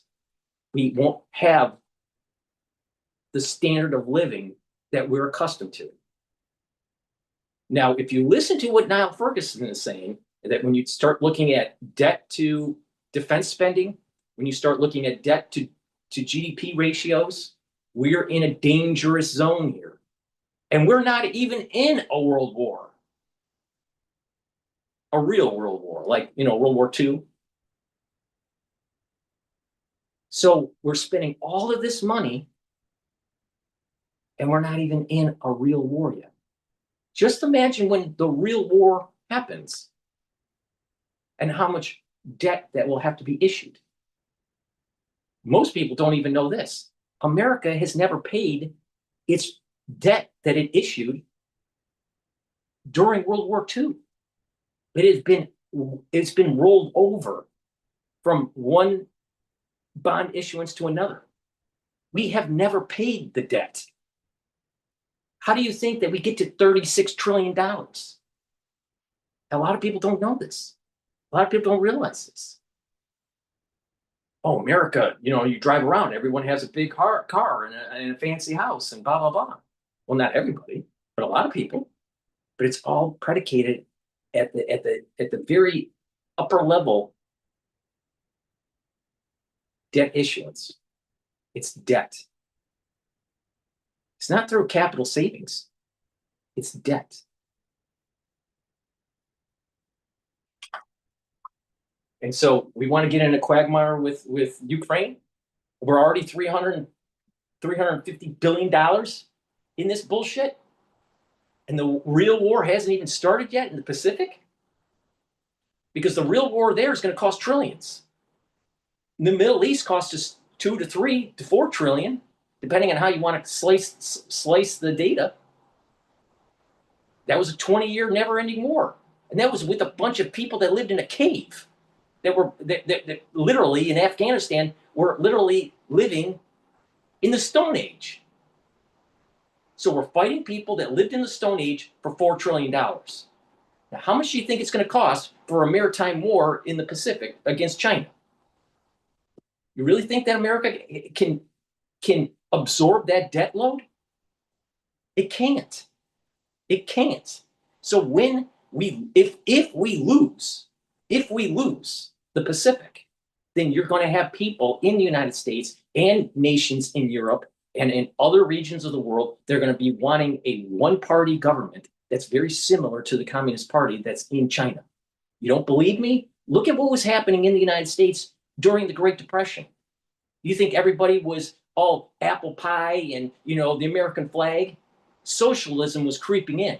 There were lots of people that were starting to listen and paying attention to Lenin and Marxism. And the same bullshit's going to happen if we lose the Pacific. Cheeky reply. Next time in Moscow, he said that in English. I thought Donald Trump looked positively charmed, enchanted by Vladimir Putin. And to me, the sign of things to come was when they met on the tarmac before their meeting. Vladimir Putin was all smiles. He was doing his best to look pleased to see his friend Donald Trump again. It looked like they made jokes to each other. They nearly hugged, they shook hands, and then something really bizarre happened. So Vladimir Putin's limousine, the Aurus, of which Russia is really, really proud, because it's Russian-made, was there on the tarmac. But Vladimir Putin got into the car with Donald Trump, Donald Trump's the beast. And that, I think, was a carefully calculated and prepared ploy. It's a charm offensive. If you want to make your, you know, whoever you're negotiating with, you want to make them trust you, believe you, like you. This is what you do. That was him signaling to Donald Trump, look, I trust you, I like your car, let's travel together. And I thought at that moment, oh, I see where this is going. And I think that trick worked. You don't climb into the beast, of course, as the US president's limousine is known, without being invited. And for all that Putin did turn up clearly ready to charm him, Donald Trump looked ready to beach up. For Vladimir Putin. Putin was walking towards him, he was standing clapping his hands, sort of applauding him for arriving and looking absolutely delighted to see him, charmed, as you say. And it was fascinating that they got in the car together so they could have a conversation one-on-one. Because we've been told that it had been planned that they would have a formal one-on-one meeting once they got to the military base and they sat down together, just the two of them and their translators.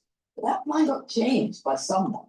And there never was a point of this one-on-one tete-a-tete, except for in the limo. And by the time they were sitting down for formal talks, there was a team of at least 3 on the American side and on the Russian side. So it was an opportunity, wasn't it, for them to do some business without their foreign affairs advisors listening in. Do you have any idea where that change of format happened? Is that like the wiser people on Trump's team trying to hold him back so that he doesn't have that private moment where you can give stuff away? Do we think that's a product of the lobbying by the Europeans? Was one of their messages privately to Trump, don't get in a room with him by yourself? Or was it Trump himself thinking, actually, I don't want to be stuck in that room on my own with this guy, but because he didn't even trust himself? Fascinating question, isn't it? I mean, if I was advising the White House, I wouldn't. Imagine being able to build an app with your name on it just by thinking about it. Meet Base 44, a complete AI creation plan. If I was advising the White House, I wouldn't let Donald Trump get in a room on his own with Vladimir Putin, and I would try and insist that he had senior advisors there. But how you tell that to Donald Trump, I'm not entirely sure. The people he ended up with it were Steve Witkoff, who is the special envoy to Russia, who's been going back and forward and meeting with Vladimir Putin in Moscow and then relaying messages back to Trump, and the Secretary of State, Marco Rubio. And that's very interesting because Rubio is much more hawkish on Russia than Donald Trump is. He has been much more critical of Vladimir Putin in the past, much more critical of the war in Ukraine. And he wants to get tougher with Russia than Donald Trump's instincts would be. So to put him in that room may have constrained Donald Trump to a certain extent, although, of course, by the time they emerged from that room, it wasn't entirely clear how constrained the president had been. I don't know. They're focusing on stupid shit like, who's in the room and if he's in the beast or not. That's not the fucking prop. That's not the big point here. The land in Ukraine, in terms of long-term strategic vision for Russia, it would be better to convince Putin, give up most of the territory that you have and work with the United States to knock out China. And you can get the land that's in contention in the north, the northern front, for that's in that Russian-China region. There are resources there that are going to be very important for the new economy. That's where the action is. That's the long-term vision. So the United States should basically say, we're going to tell NATO that Ukraine will never go into fucking NATO. And by the way, Ukraine, you're going to have defensive weapons, but not be given offensive capability. And that Ukraine should be a buffer zone between NATO and Russia. Now, Russia needs to relinquish most of the land that they gained in this war. Not all of it, but most of it. But the idea is that work with the United States for a better land grab in the north of China. But the problem is that that's not where the population density is for Russia. You got to remember, Russia's a big country. There are more polar bears than there are human beings in Russia. I'm trying to make a point. Obviously, I'm speaking in hyperbole. All right? But it's a large country. They don't have a big population, human population. So the population density isn't on that side of the region. And that's the reason why Russia is more focused on the western side of the country and not so much on the borders of China. But if they really focused on where the more important land is, it's not Ukraine. It's the northern front above China.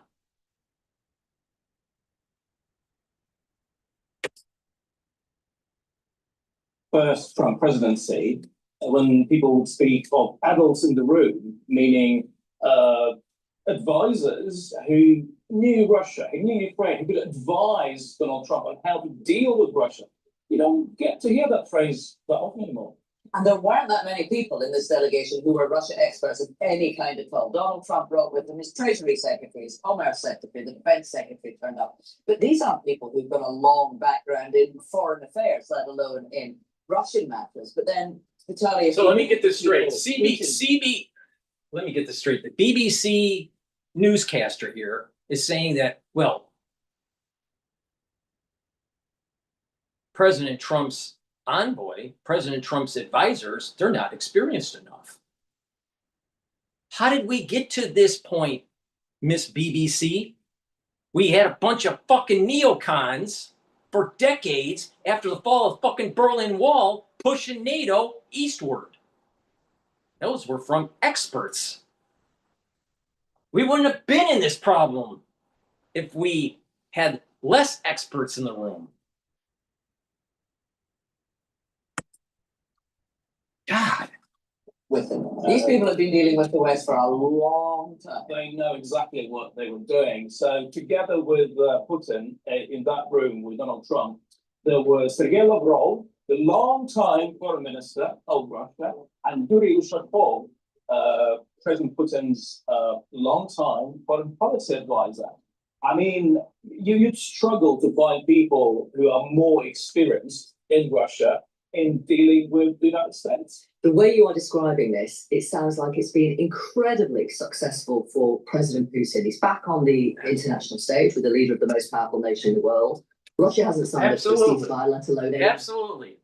Putin gained everything during this summit, and Trump fell flat on his face. I'm a Trump supporter, all right?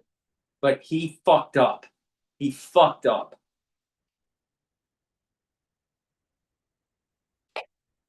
Details of any agreement, and there was no mention from Donald Trump of any severe consequences because Russia hasn't signed up to a ceasefire. I mean, it's 10 out of 10 for Moscow, isn't it? I think there's very little doubt as to who the winners and losers are in this situation. But Vladimir Putin, he's back in from the cold. He got to meet the president of the most powerful country on earth, and Vladimir Putin's state ideology is based on this siege mentality, us versus them being the West, and America is the epitome of the West for Russia. It's the main enemy, if you like. So for him, this is about being seen as an equal, respected, feared maybe, and he got it.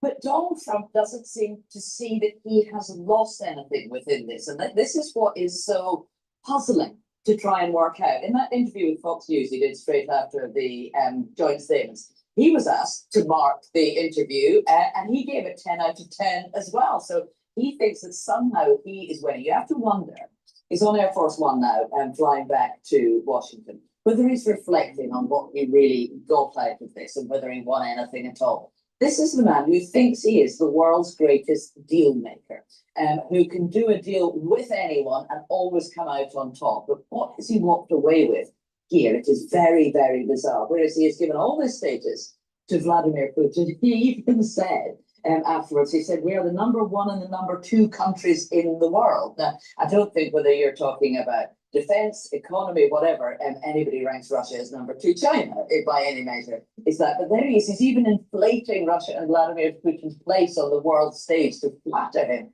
at the point at which he's walked out of these talks with not having showed for it at all. And in terms of Ukraine, Here at Five Guys, we don't have any freezers. So you can be sure that your burgers, it's fresh and in terms of Ukraine and President Zelensky, Vitaly, what might be going through the minds of Mr. Zelensky and the people around him? Well, standing here in Anchorage, I can almost hear sighs of relief from Volodymyr Zelensky's office.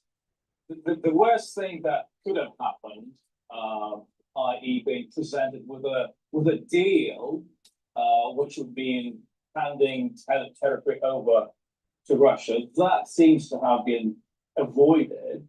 But the big question now is, what next? What do we do?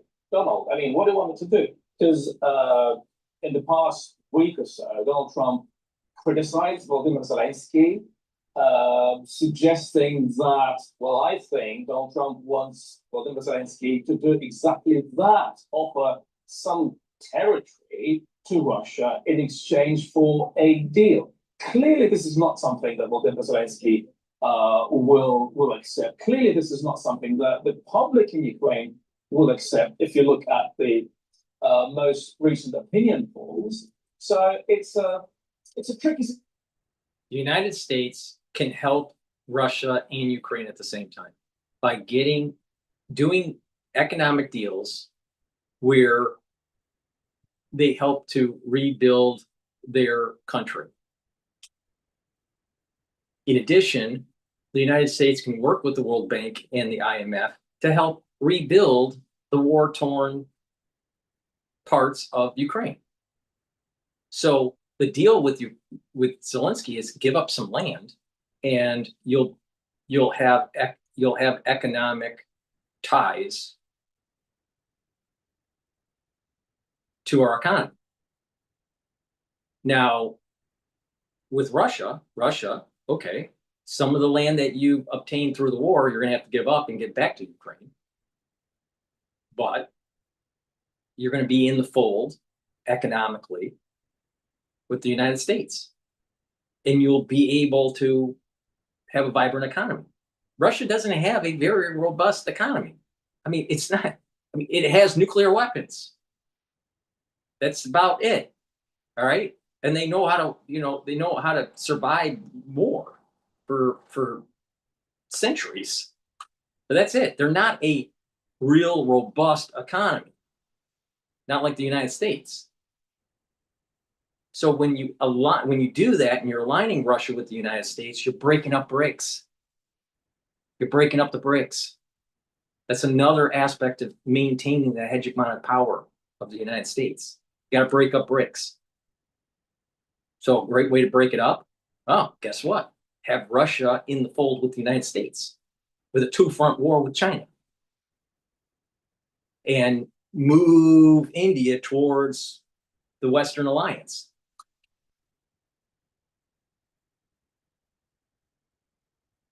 So everyone would benefit. The United States would benefit. It would hurt China. It would help Russia and its economy. And they would get land back that's in the northern front, with China. They get some land back from Ukraine, but they'll have to give up some land. Ukraine will have this rebuilding effort.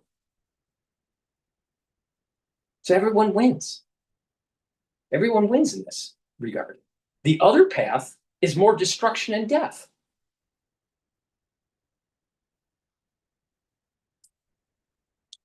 But the neocons, they don't care. Zelensky, not least because of all the uncertainty and also Donald Trump's inability to get Vladimir Putin to stop attacking Ukraine. Donald Trump left saying he's going to call some of the European leaders that he spoke to earlier this week about this. And he said he'd be speaking to NATO and others as well. So I apologize for stopping them constantly, but thoughts come to my mind. I am concerned that because of the taco trade with Trump, always chickening out, Trump always chickens out. I'm not so sure that he will defend Taiwan. I'm not so sure that he will defend the first island chains. He has not shown anything in his presidency, this presidency or the previous presidency, where Trump will be there for the duration, not like a quick fix. See, using the B-2 bombers on a bunch of nuclear sites in Iran, that's a quick fix. The Israelis shot up the defense systems, not the United States. Who paved the way into Iran was Israel. Now, knocking out those nuclear facilities was important, but why didn't he go further and decapitate the Ayatollah? Because he chickened out. So you really think that he's going to go toe-to-toe with the PLA? No, he's not. He's not going to go toe-to-toe with China on Taiwan. And that kind of scares me, because if he's not talking strategically with Putin like this, then he's going to literally destroy the U.S. empire. But it's not going to be under his watch. It will be in a future president watch. Because he was always looking for the expedient solution, not the long-term benefit. How do you have long-term benefit and peace in the Middle East? How do you, and no one wants to talk about this. You got to destroy this idea of a two-state solution, and you have to destroy Iran. How do you have long-term peace solution in the Pacific? You have to make sure that China stops its aggressive behavior on the island chains, because it doesn't just affect Taiwan. It affects the Philippines. It affects Japan and South Korea. But will Trump really do the right thing? Because he hasn't done the right thing on the international stage, ever. He's only done a part. He's only gone 30% or 50%, knocking out a bunch of nuclear facilities after the hard work was done by knocking out the defense systems. That's only doing it half. That's half-ass. There was no reason to keep the Ayatollah alive. So this is the problem with our foreign policy. This is the problem with the use of our military. We're willing to bomb for multiple years a bunch of people that are living in caves, living like they're in the Stone Age. But if someone has a nuclear weapon, if someone has some military prowess, no. We're not gonna. We'll walk on eggshells. I want a president that actually gets the job done, not lily-dallies around. Now he wants a Nobel Peace Prize. Great, everyone, we want peace, and if he can do it, great. But not where it's setting up the stage for years down the road after his presidency that we lose our hegemonic power in the Pacific. Because in the end, what did we, the United States, gain from that? Trump gained maybe a Nobel Peace Prize, but what do we gain from it? Because if we lose, then you're talking about a loss of the American way of life. And there will be factions within the United States and around the world that will be pushing a one-party government. But Trump, he got a Nobel Peace Prize. But he didn't get the job done. So when people say that he always chickens out, it's true. Throughout his whole fucking life, it's been like this. And I support him, all right? It's not that I'm an anti-Trumper. I'm not. But the thing is I want him to fucking do the job right.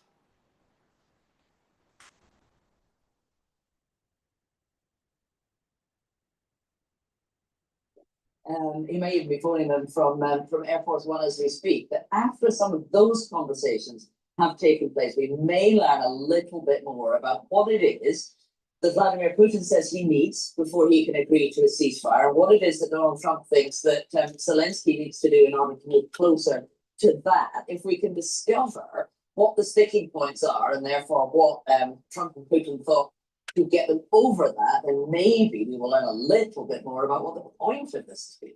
Yeah, I suppose the conclusion I'm coming to is that this is just another step. And it's sort of because it was a summit, and because it was a historic moment, and because there was lots of drama. Now what it is? No, what it is Trump is used to reality TV, WWE, wrestling. He wanted it to be like some sort of, Gorbachev, Reagan-esque summit. And he fell flat on his face. Flat on his face. He failed. Trump failed. It's okay. It's okay. Because with failure, good leaders will learn from it and not make the same mistake again. Bad leaders keep on failing. Please go to my store, the-studio-reykjavik.com. Help support the work that I do. All of this stuff I'm doing is for free. All right? But go to my store, the-studio-reykjavik.com, and pay attention to the protocol that I have to slow down the aging process and boost up your immune system. And oh, by the way, you're going to know a lot of people in the next 5 years that are going to have early onset of dementia. And that's going to start in your 40s. You know why? For a multitude of reasons. The problems that we have with the chemicals that are in our environment, the crazy crap that we went through in 2020, lifestyle issues, Those are the three major categories, and there are subcategories within that. But guarantee me, I guarantee you that people within the next 5 years, within your social network, within your family, within your work, you're going to start noticing people with early onset of dementia. So it behooves you to start protecting your neurons. So vitamin B complex helps. The first 4 B vitamins helps the mitochondria. Mitochondria is super important to produce ATP. So the first 4 B vitamins helps with the electron transport chain. That's going to increase your ATP. When you have more ATP in your cells, including your neurons, you're going to have those neurons and those cells perform better. Now, vitamin B complex helps with the cellular metabolism. Obviously, when you get older, your metabolism goes down. So a great way to reverse that is to rev up the metabolism at the cellular level. And vitamin B12 is super important for your nerves. You're going to notice a lot of people starting to have early onset of dementia and Parkinsonian issues. It's starting. Trust me, it's starting. Now, Goodnight Formula. Goodnight Formula has GABA, passion flower, melatonin, and tryptophan. What does that do? It's going to allow you to get into 3 to 5 cycles of REM sleep a night. That's going to help you to slow down the aging process, help with your immune system, help you to consolidate memory. If you get into these cycles of REM sleep on a regular basis, you're detoxifying your central nervous system. If you're chronically sleep deprived, you are not filtering out, you're not detoxifying your central nervous system. So garbage is going to start to collect, and voila, memory starts to fade. You start to think slower, and you start to have the early onset of dementia. It behooves you to really pay attention to what I have to say. Get the Goodnight Formula and make sure that you're in the 5 cycles of REM sleep a night. Now, omega-3. Omega-3 is super important to bring down systemic inflammation and to help with your cardiovascular health. Now, if you have bad cardiovascular issues, right, you're going to have poor blood flow to your brain. Now, if you have poor blood flow to your brain, do you think the microenvironment for your neurons are going to be healthy? Of course not. So poor blood flow will lead to cellular death, neurological death. That means early onset of dementia and motor coordination problems. So having a good, robust, healthy cardiovascular system is actually beneficial to your brain function. And with omega-3, you're reducing the chances of further plaque buildup because it's helping you to control your lipid profile. It helps to bring down LDL levels and it helps to increase your HDL levels. You know why that's important? Because less LDL that's oxidized means less plaque, less systemic inflammation, less neural death. You know why? Because if you reduce the inflammation at the cerebral level, the myelin sheaths of your neurons are healthier. So please go to my store, the-studio-reykjavik.com. And don't be a BBC stupid reporter. Get an omega-3, get the Goodnight Formula, and get the vitamin B complex. Super important to improve your health and wellness. Use discount 5, you get $5 off any order. All right, let's continue on BBC because they're the intellectuals. You know what's really amazing is when you start listening to these talking heads and you start asking, like, where'd you go to school? What kind of work did you do? And almost all of them are just a bunch of people that push paper. They write articles, they have opinions, they never built anything, they're not engineers. None of them, or almost none of them. Very rarely will you find someone that was an engineer that is actually on a talk show of a major news network. Like, it almost never happens. So they're all a bunch of humanities, liberal arts majors that literally don't know how to build shit. They don't know how the real world works. But they'll tell you how the real world should be. But they literally don't know anything. Making those slightly weird comments about land swaps, it felt like this was going to be a culmination of something. But yet again, it's just another step. And actually, you could argue it's not even a step forward because, as Vitaly said right at the start of this episode, actually nothing on the ground in Ukraine has changed. Nothing in the kind of big geopolitical forces that make up the conflict have changed either. What really gets me is, and okay, Steve Rosenberg, our Moscow editor, will laugh when I say this, is I think I see Putin in a slightly different way. So, first of all, you see him on the red carpet, and you're like, oh, yeah, a couple of days ago, this guy was a total pariah. Now he's getting the red carpet treatment and the ride in the Beast. And okay, that's psychologically makes you as a human being perceive him differently, just on a sort of subconscious level.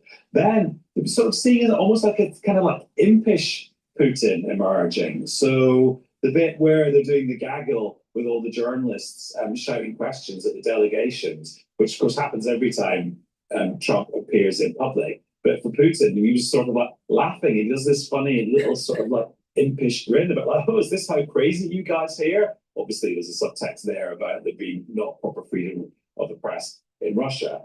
And then just at the end, that little bit where he says, next time in Moscow, it's like, oh, actually, freedom of the press is super important in a democracy or a constitutional republic. I'm definitely for freedom of the press, but there is something called etiquette, and that etiquette by the press corps is starting to lack. They start to, one, demonize the ones that they are interviewing, but not only that, them screaming all over each other like a bunch of hyenas doesn't show professionalism. I would hope that the press corps actually is a little bit more professional in the way they conduct themselves. Instead of yelling over each other, there should be some discussion of who should ask the first question, the second question, the third question, maybe, you know, pick straws or whatever. But tone down the rhetoric. People are tired of watching CNN, them screaming over each other and not being able to hear any of the individuals speaking. The same thing with the press corps. There's a loss of etiquette. Back in FDR days, there was times where he would talk off the record and talk on the record.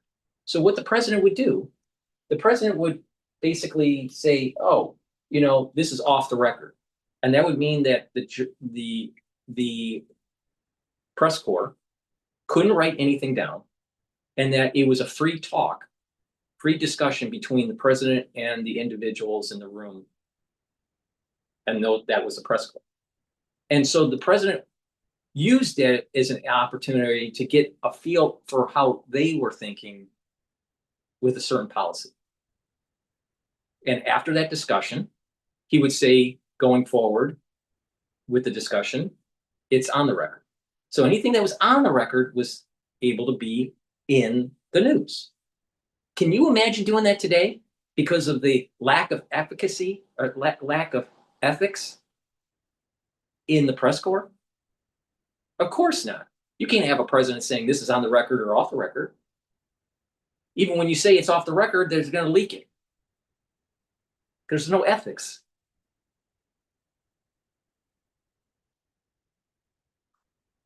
English really well. When do you ever hear Putin speaking in English and in a sort of like quite pally, matey way? And then you realize, oh yeah, that's what's happened here. Putin has now been rebranded, not as like supervillain of the world who invaded a sovereign country and led to tens of thousands of his own people's deaths. He's now he's now a player on the world stage who goes and joshes with Donald Trump. Ran over. Sneakish is the word that comes to mind, Adam. You'll know what I mean by that.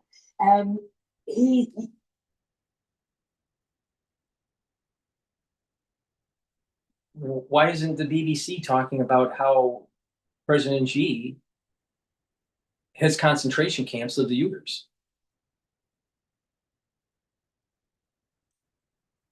I mean, what about all the atrocities that the United States are doing? No one's a little bit white. No country's a little bit white. See, it's always Putin bad, Trump bad, and the intelligentsia is always right. That's the impression I get with the BBC. Yes. We're the BBC, and we are always right because we are a bunch of liberals that have humanities degrees, yes, but we don't know how to fix our toilet, nor a roof, or how to build a home, or a car.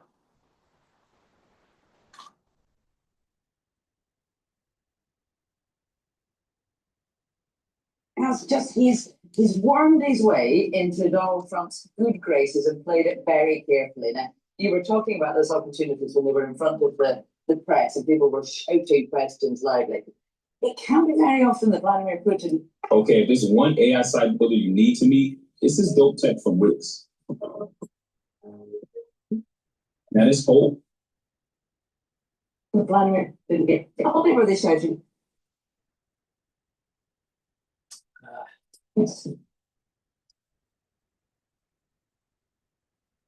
Lost the audio. He put his hand to his ear and sort of pretended that either he couldn't hear them or he couldn't understand them because the questions were being shouted in English. But yes, with a little sleek smile on his face as he was doing it, as though it's a joke to come to America and have people yelling at you about murdering civilians in Ukraine. Now, you know, he was able to brush that off as terribly amusing. I mean, that tells you something about the mindset he arrived with, doesn't it? And for non-Scottish colleagues, let's not talk about how the CIA was trying to, you know, do operations in certain countries, right? Yeah, no, we don't do assassinations, do we? Yet it was recorded on tapes recorded by JFK. Please go to my store, the-studio-reykjavik.com. Get the lignans. This will bring down inflammation, soak up free radicals, help with the endocrine system and the immune system. Ashwagandha root will help to control your cortisol levels and your blood glucose levels. If you have elevated chronic elevation of cortisol, it's immunosuppressive. You want to bring that down. That's the reason why ashwagandha is so important. If you have high blood glucose levels, that's bad. It causes inflammation at the vascular level, and that causes problems and further decline of tissues and inflammation and buildup of plaque. So you want to take the ashwagandha root, bring down those glucose levels, bring down that cortisol level.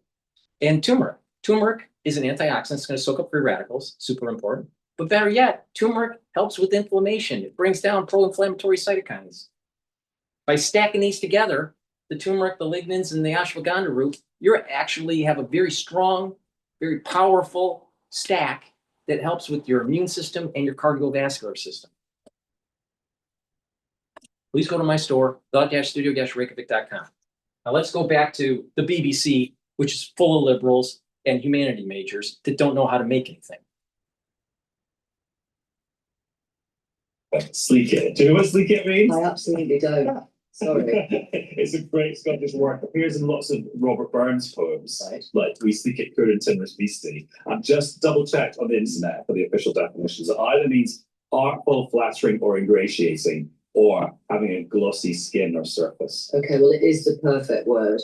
I mean, the way he was sort of smirking as that question was shouted at him, you know, Vitaly. I can't deal with it. They're focused on the minutia, and they didn't focus on the big stuff that I just mentioned. So we're gonna kick BBC off, and we're going to go to another video. Let's see what some other comments. Let's see here.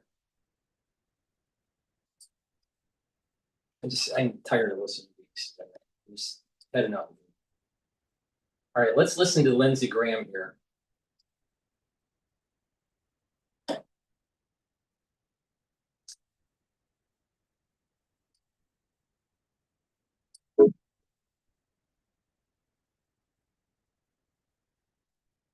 We are broadcasting from Joint Base Elmendorf, Richardson. We are in Anchorage, Alaska. Joining us now with reaction to today's historic meeting are Senators Tom Cotton, Arkansas, Lindsey Graham, South Carolina.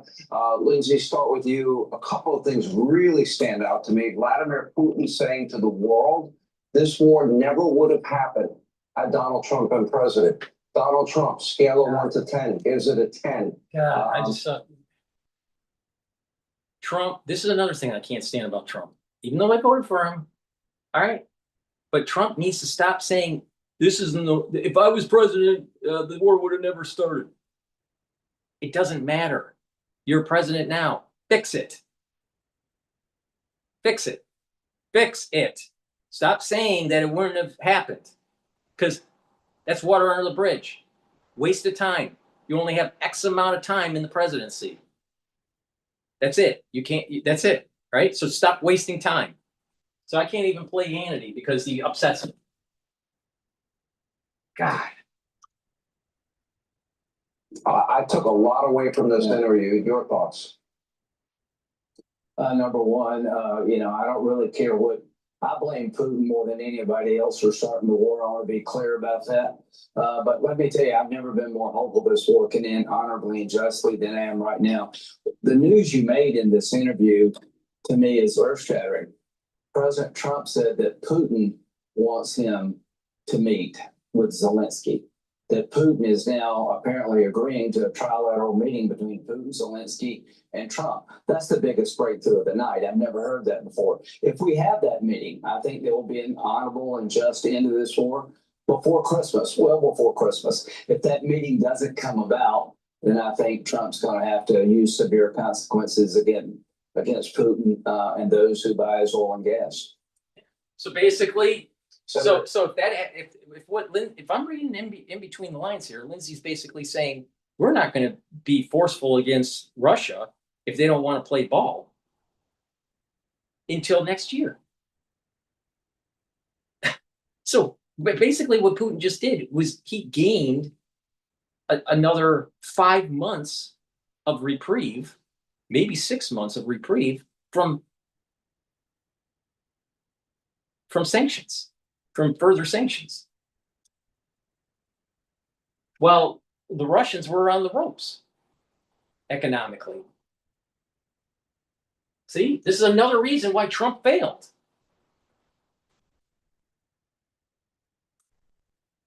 And what was your big takeaways of this?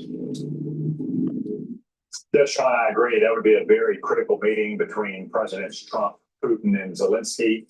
There's no ceasefire coming out of this meeting today, but also I thought President Trump stood firm in defense of U.S. interests and also our friends in Europe and Ukraine. This is in contrast, for instance, to Joe Biden's summit with Vladimir Putin in the summer of 2021. In just 2 months, we saw the collapse of Kabul, and then 2 months after that, we saw Vladimir Putin begin to mass forces on Ukraine's border. So I think it was an inconclusive meeting, but an important step forward. And as Lindsey said, if that leads to direct negotiations between the presidents of Ukraine and Russia, I think we'd be in a position to have a durable and stable peace that protects Ukraine's territory, autonomy, and sovereignty, and allows it to build for its future. Yeah. Oh, well, Senator Cotton, the president was kind of clear in the lead up to this meeting. He did not overpromise and underdeliver here. He did.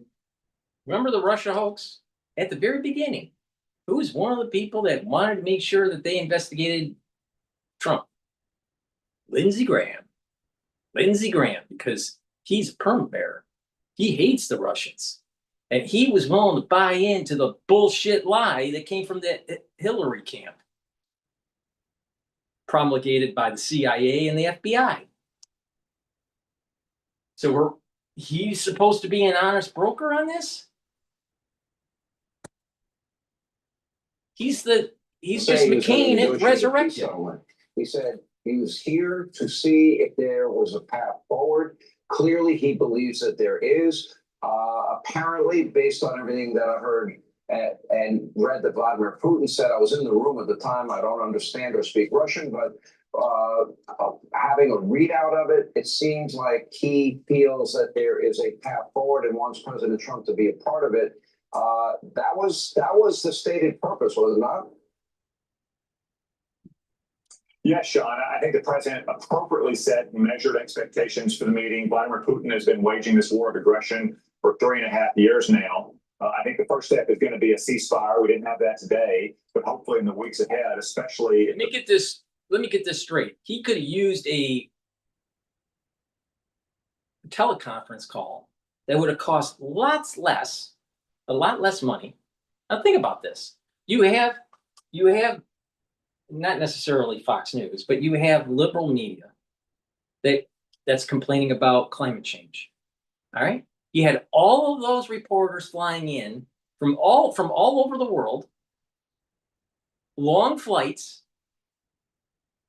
spending lots of gas, jet fuel, lots of money to get into a room that they never were able to get their questions answered. You had a group of chefs preparing food that wasn't eaten, and the preparation of the Joint Air Force Base for this summit. And you had to have vehicles shipped in, you had to have forward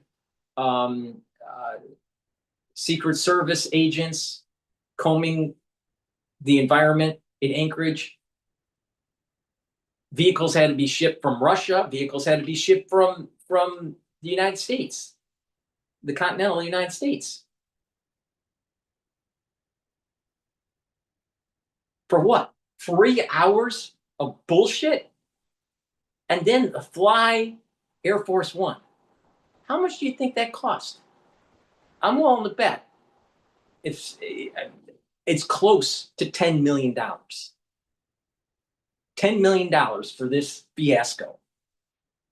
Now, was that money well spent for something that they knew wasn't going to? No, this was all show, pursuing peace. Look at this, pursuing peace. It wasn't like they knew that this wasn't going to end well. They knew it, but they were willing to spend our taxpayer dollars for a bunch of horse shit.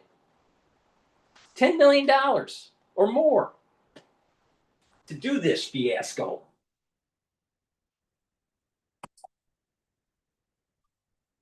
Presidents of Ukraine and Russia can sit down. There'll be a ceasefire, which can stop its killing at least temporarily, and then move on to that durable peace settlement. I think this was an important first step. Again, President Trump said he didn't expect to have any kind of major breakthrough today, but he did hope that it would set some groundwork for future talks, and it sounds like that's what happened. Yeah, Senator Graham, what would you like to see as next step? Well, he could have gone on a teleconference and done it for a hell of a lot cheaper.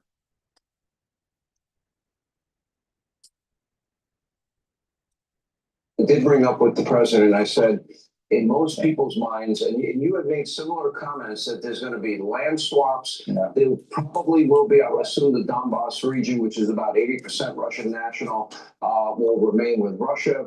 But what Ukraine is obviously going to want out of this more than anything else, they've got to have security guarantees, non-NATO related. And that would mean, obviously, a good relationship with the United States, their ability to purchase weapons. And, of course, Europe is going to have to step up. Yeah. Well, the infrastructure of deterrence is what Biden and Obama failed to deliver.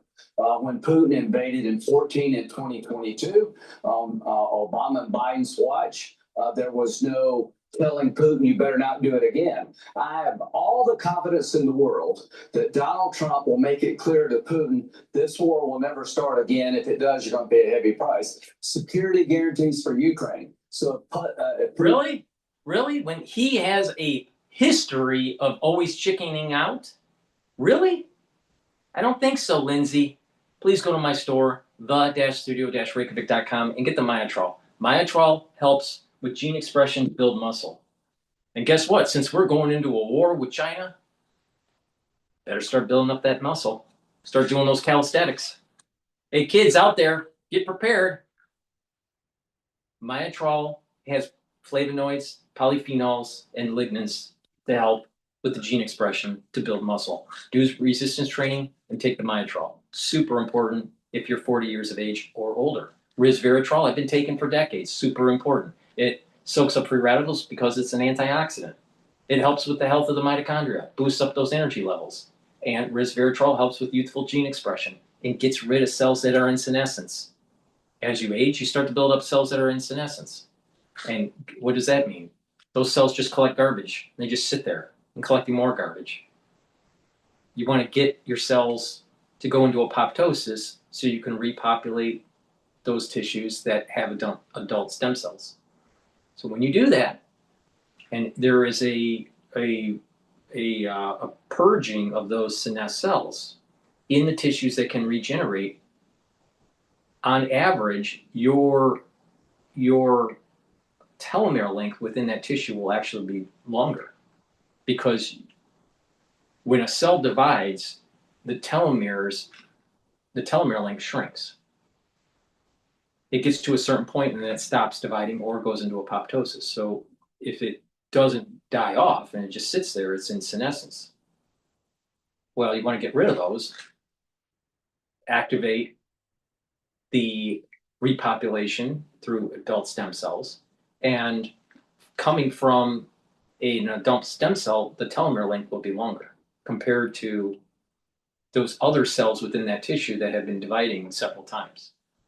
So this is a means to actually create a local environment within the tissue that is actually younger through younger methylization profile and a longer telomere length, which is associated with a younger cell.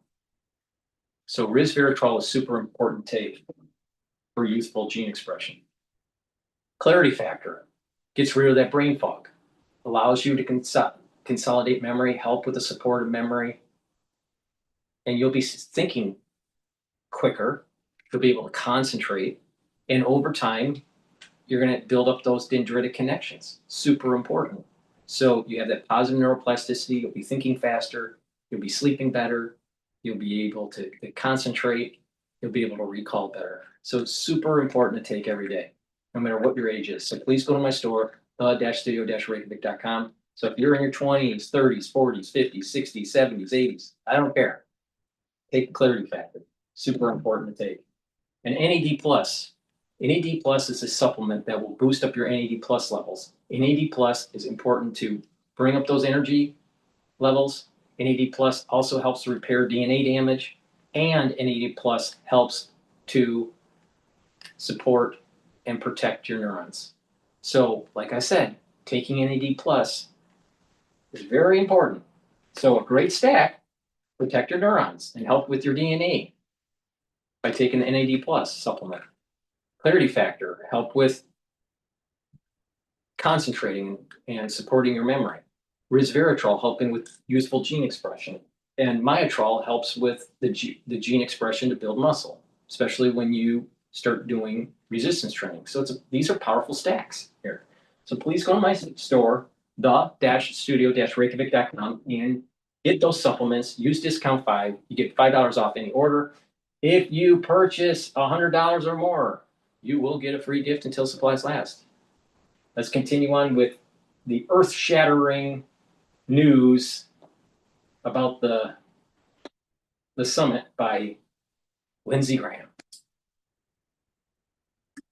Phase in the future, he'll be fighting a coalition of the world and just not Ukraine. That American weapons will flow to the Ukrainian military in perpetuity. They'll have the strongest army on the continent of Europe. That will have pre-invasion sanctions to hit Putin if he ever does this again. There will be land swaps. You can't evict every Russian, but the Ukrainians will make that deal, not the United States. Ukraine will make that deal. And Trump set in motion the end of this war. Now, I've never been more optimistic than I am right now. Tom is right. There's no ceasefire. But when Trump told you, and this is breaking news as far as I'm concerned, that Putin wants to meet with me and Zelensky, that sets in motion the end of the war. And let me tell you this, if he does meet with Putin, Zelensky, and Trump, and there's no end of this war, Trump will crush the Russian economy. Well, I think that's what the president said. They'd be dire until there's some sort of negative feedback loop in the world economy or in the United States economy, and then Trump will chicken out again. Trump always chickens out. You take any policy that is done in this administration, and you'll notice when he's talking, he's playing hardball, but when the system pushes back, he gives in. He chickens out. Of consequences if in fact, this meeting did not go well today. That's not happening. And he even went a little step further when he said he didn't think he had to go back to China in terms of their import of oil. Let's go back, Senator Cotton. Remember, Crimea was under Obama and Biden. And as Putin was amassing troops on the Ukrainian border in 2021, troops and military equipment, Joe Biden never picked up the phone, never called Vladimir Putin. Joe Biden, famously said, don't. That was echoed by Kamala Harris. And then, of course, well, what happens if? Well, it depends if it's a minor incursion. Donald Trump is involving himself pretty much in every conflict around the world. He explained that when he's talking about trade with these countries, he's also talking peace with these countries. There's really not the trade deals obviously impact the United States. Peace in the world just saves lives. And he seems heavily invested in it. And I don't think a lot of world leaders are willing to expend the political capital to do that. No, I don't think so either, Sean. Strength and resolution matters tremendously in the conduct of foreign policy and national security. And you put it well. Vladimir Putin invaded Ukraine when Barack Obama was president. He did it again when Joe Biden was president. He seems to do it when Democrats. I watched it. I spent a lot of time on this summit. All right, and watched it all. And I'm telling you, my takeaway of this was that Trump failed the summit. And Fox News is putting a lipstick on a pig. That's what they're doing. He failed. There was no ceasefire. You really think that there's going to be an agreement by Zelensky to give up land? Absolutely not. If Russia is saying, we're not giving up anything, do you think Zelensky will say, okay, we'll give up something? Of course not. The only way to reach homeostasis with this is that both parties lose something. Ukraine's going to have to lose some land, but Russia is going to have to relinquish some of their gains. And then there will be peace. And there needs to be an agreement that Ukraine doesn't get into NATO, period. Because that was the catalyst that created Putin, was this neocon, never-ending expansion of NATO. All right, let's go to Times Radio, talking about Trump blinked again in chaotic meeting with Putin. Those who answer the call of the vagabond know. Best stories aren't about where you went. They're about how you got there. I'm sorry to be too dramatic about this, but we are appeasing the bully of gifting. Before we do that, let me just plug a couple products here. Please go to my store and get the collagen. Collagen is super important for your skin, your nails, your hair, helps with your musculature, helps with your joint health and your cartilage, and your bone density. Super important to take. It's a powder. Mix it with soft foods, filter water, a smoothie, or even with milk, but take it every day. Super important. And make sure you do some resistance training with it. Also, I have lozenges and drops. For going into the cold season, it's really important to take. If you get an irritation in your throat, take them right away to mitigate. Elderberry zinc is a 21 count, very high quality lozenges. And I also have drops that are smaller in 100 count. You get them in honey and lemon, cherry flavor, or in blueberry. Get a few bags for your household. Make sure you have some at work, at home. You never know when you need it, but mitigate it right away. You're going to start hearing people in the fall and in the winter having this razor throat issue. You got to mitigate it right away. Trust me on this. Go to my store, the-studio-reykjavik.com, and get the lozenges and the drops.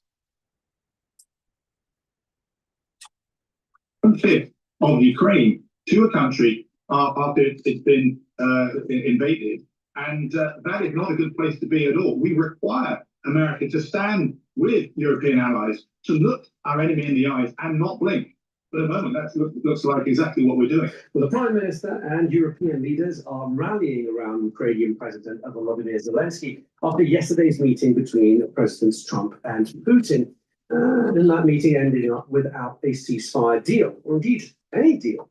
Keir Starmer, President Zelensky, and other European leaders spoke to Donald Trump on the phone while he was flying back to DC on Air Force One early this morning. And the leaders of the European Commission, France, Italy, Germany, UK, Finland, Poland, and other European Council leaders released a joint statement saying that the next step must now be further talks, including President Zelensky. And they are ready to work with President Trump and Zelensky towards a trilateral summit with European support. So what could that support look like? Joining us now is Tobias Ellwood, former Foreign and Defense Minister. Oh, what? Why is it? Wait, hold on. Let me fix the audio here. Once in a while, the speaker will have an issue. Your take, Tobias, of what we witnessed yesterday in Alaska. Someone has described it as a as in all fact, all pompous, all circumstance, but actually nothing really changed. It's true. I think that's a fair description. I mean, step back from It's a waste of money itself. The difference between Trump 1.0 and Trump 2.0 is the team around him. Gone are the experienced diplomatic advisors who were able to speak their minds behind the scenes. Instead, he's got his surroundings. I got to interject here. 2.1, I'm sorry, 2.0 Trump and 1.0 Trump. The big difference with his team is that you don't have a bunch of infiltrators compared to the previous administration. The previous administration, there were lots of infiltration within the cabinet to try to control him, right? Because they wanted to push this neocon perspective, right? And unfortunately, he made poor decisions on bringing people in the cabinet because he was inexperienced. Now, were these individuals more experienced in their fields? Yes, but they were still infiltrators. He won't bring that up. I mean, a big part of the reason why he wasn't able to do as much in his first term was because he had a cabinet that was slow walking everything. Now, I'd much rather have people that are less experienced in his cabinet, but aren't on the take, that aren't infiltrators for the national security state.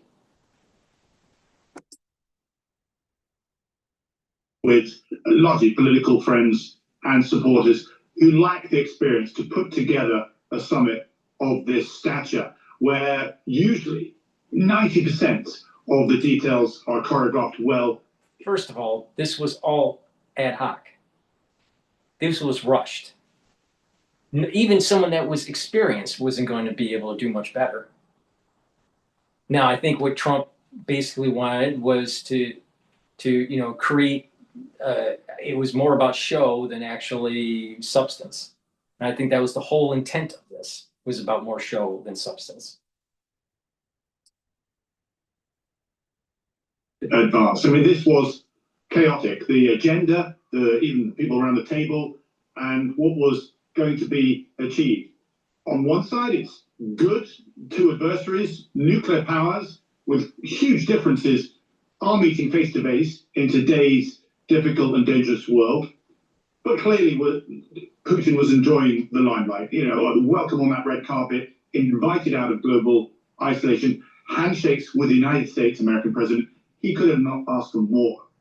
A day on the international stage and avoiding a deal with Ukraine, simply playing along, and even promising to host yet another summit in Moscow.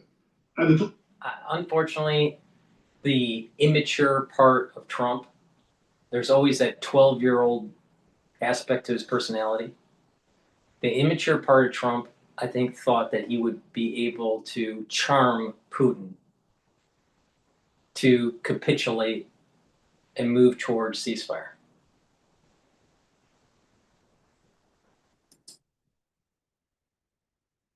Ended earlier than planned, I understand. They were supposed to go on for much longer. Trump claimed in, I think, a Fox interview that it was 10 out of 10. But he's being naive, I think, with Russian Foreign Minister turning up, Lavrov with a T-shirt that said CCCP on it, USSR in English. It showed Putin was not taking this seriously. And if I may say, I worry that perhaps Trump is aware of all this and has for some time been looking for an off-ramp. He's not been able to provide that deal that's going to get him some form of Nobel Peace Prize. But he wants to be seen. If we bring the stakeholders to the table, and if they don't agree a deal, he can then walk away and say, I'm going to have nothing further to do with this. I've done my bit, and go for a more transactional relationship with Russia, going back to striking mineral deals and so forth, with the very adversary that's still attacking Ukraine. And that, of course, leaves Europe in a very, very difficult situation, picking up the pieces indeed. I want to come back to Europe in just a moment. Do you think, on the very point you're just making there, Tobias, that a clue was in that statement post the 3-hour meeting? And some people were saying it was going to last 7 hours, but it only lasted 3 in the end. But Donald Trump said the ball is now in Zelensky's court. And many people who know Donald Trump know what Donald Trump really wants out of this, which is to be seen as the man who brought peace. Many people have been saying, look, if there was even a smidgen of hope that in those 3 hours Donald Trump believed that he had got Putin to agree to something, whether it's a ceasefire or a peace deal, he would have wanted to take the credit all by himself. He would not have made a statement that he made, which was, well, now I've done all I can, but it's now down to President Zelensky. He wouldn't have wanted Zelensky to get the credit. He would have wanted to keep the credit to himself. Is that reading a little bit too much into his language? No, I think that's very fair, and that's the analysis that we now need to conduct, because even Trump would have wanted to take away something from this. His own advisors would say, listen, it's all getting rather tricky here. You made that promise to sort this all out when you came into office. It's clearly not going to happen. The idea that was mooted last week that there would be some form of land swaps or moving of territories and so forth immediately had pushback from European capitals, quite rightly, and of course, Ukraine. And this has left Trump scratching his head saying, how on earth do I get myself out of here? So this, unfortunately, is the bigger picture that we now face. A very possibility that America could be dialing back, not just from Ukraine, but also from Europe. And Europe and America, not on the same page when the world is getting more. He's saying something similar to what I've been saying. And that is that the United States needs to step away, maybe put more sanctions on Russia, sell some arms to Ukraine, let the Europeans deal with the problem, and we focus more on the Pacific. Because that's where the game is. If we lose our focus on the Pacific, China is going to get control of the first island chains, and that's going to change the whole dynamic of the Pacific. Please go to my store, the-studio-reykjavik.com, and get the citrus deodorant or the peppermint lavender and tea tree deodorant. This will help to detoxify your body too. So it's dual purpose. Males and females can use this. It's a great deodorant, very high quality, made from essential oils from the Himalayas.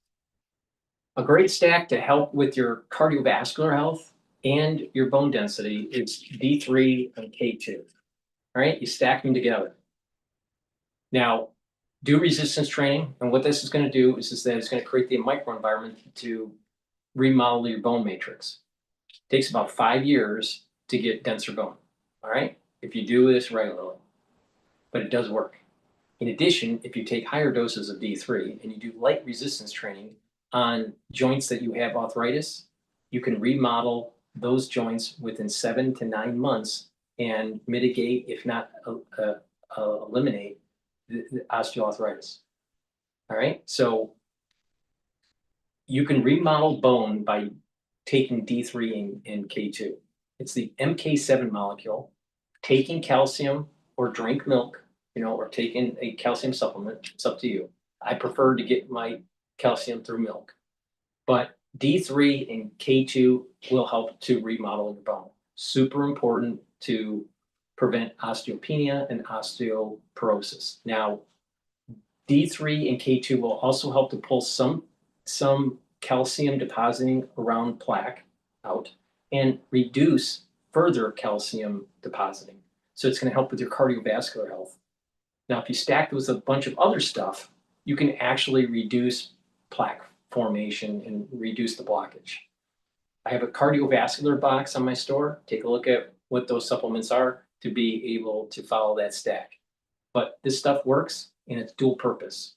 Helps with your cardiovascular system and your bone density. Super important to do. Now, I have gels. I have two types of gels. So you have it in a quick dispenser or in a tube form. You use it the same way. All right. And this is a dual purpose. You can use this as an aftershave. If you're not feeling well or someone around you is not feeling well, you can put it on your hands, around your mouth, around your eyes, around your nose, around your ears, lightly coat your nostrils, stays active for 5.5 hours. You can't do that with anything out there like Perel. You can't do that. This is very powerful stuff, all right? You're going to need this in the fall and in the winter, trust me. But not just that, you can use it as daily skincare.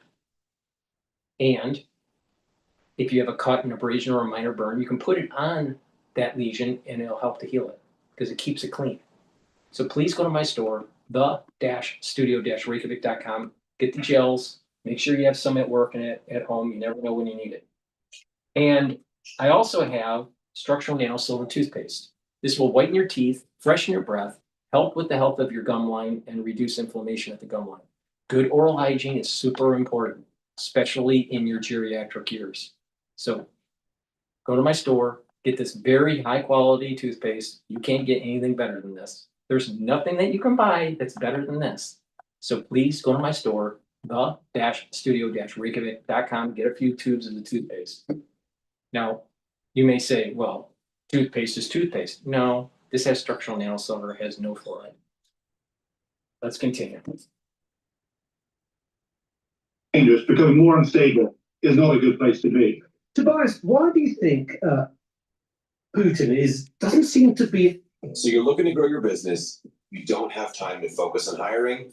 I got you. Everyone thinks I've unlocked some new level of discipline.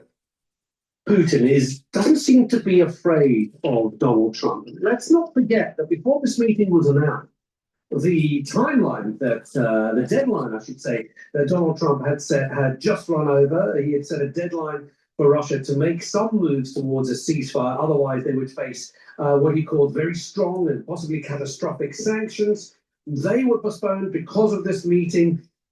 He said in the run-up to this meeting that unless we come out with some sort of ceasefire, if he doesn't get the feeling that Vladimir Putin was serious about bringing an end to this war, this would again result in those harsh sanctions. Well, we finished the meeting, no ceasefire, no agreement at all, and no sanctions. Why have we not seen those materialize? It has been a curious timeline indeed. You're right to point that out. I attended the NATO summit only a couple of months ago, and it was clear there that Donald Trump seems to be finally getting it, recognizing that Putin was not his friend, could not be trusted, and would pursue further war beyond Ukraine. The problem with what Trump has is that he's stuck in between two issues. One, he has to be careful that the deep state is always trying to find a way to try to take him down. The other is that he is trying to deal with a very serious problem around the world, but especially with this whole Ukrainian war. And I think deep down inside, he does want to stop the killing. All right? But the thing is that if he tries to stop the killing and tries the ceasefire path, right? You have a national security state and that intelligentsia that are permit bearers that want to take down Russia all the time. That has been going on for decades. So he has to walk a fine line. He's not just trying to find a path for peace between Zelensky and Putin. He's trying to find a path for peace through the intelligentsia of the United States national security state.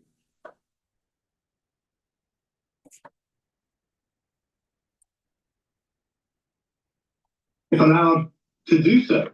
And then you had this Medvedev spat, if you remember, when he put out, the former president put out a provocative tweet, and Donald Trump said, right, I'm tasking submarines, to the area because this is, looking to it like we're heading towards war. And now we have this courting in Alaska.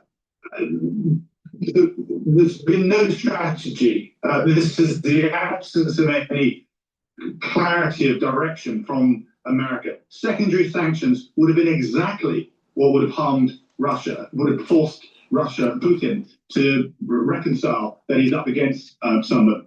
But Trump has blinked, sadly. And bigger picture, there is a 1938 feel to it. I'm sorry to be too dramatic about this, but we are appeasing the bully of gifting 1/5 of Ukraine to a country after it's been invaded. And that is not a good place to be at all. We require America to stand with European allies, to look our enemy in the eyes and not blink. But at the moment, that looks like exactly what we're doing. Well, let's get this straight.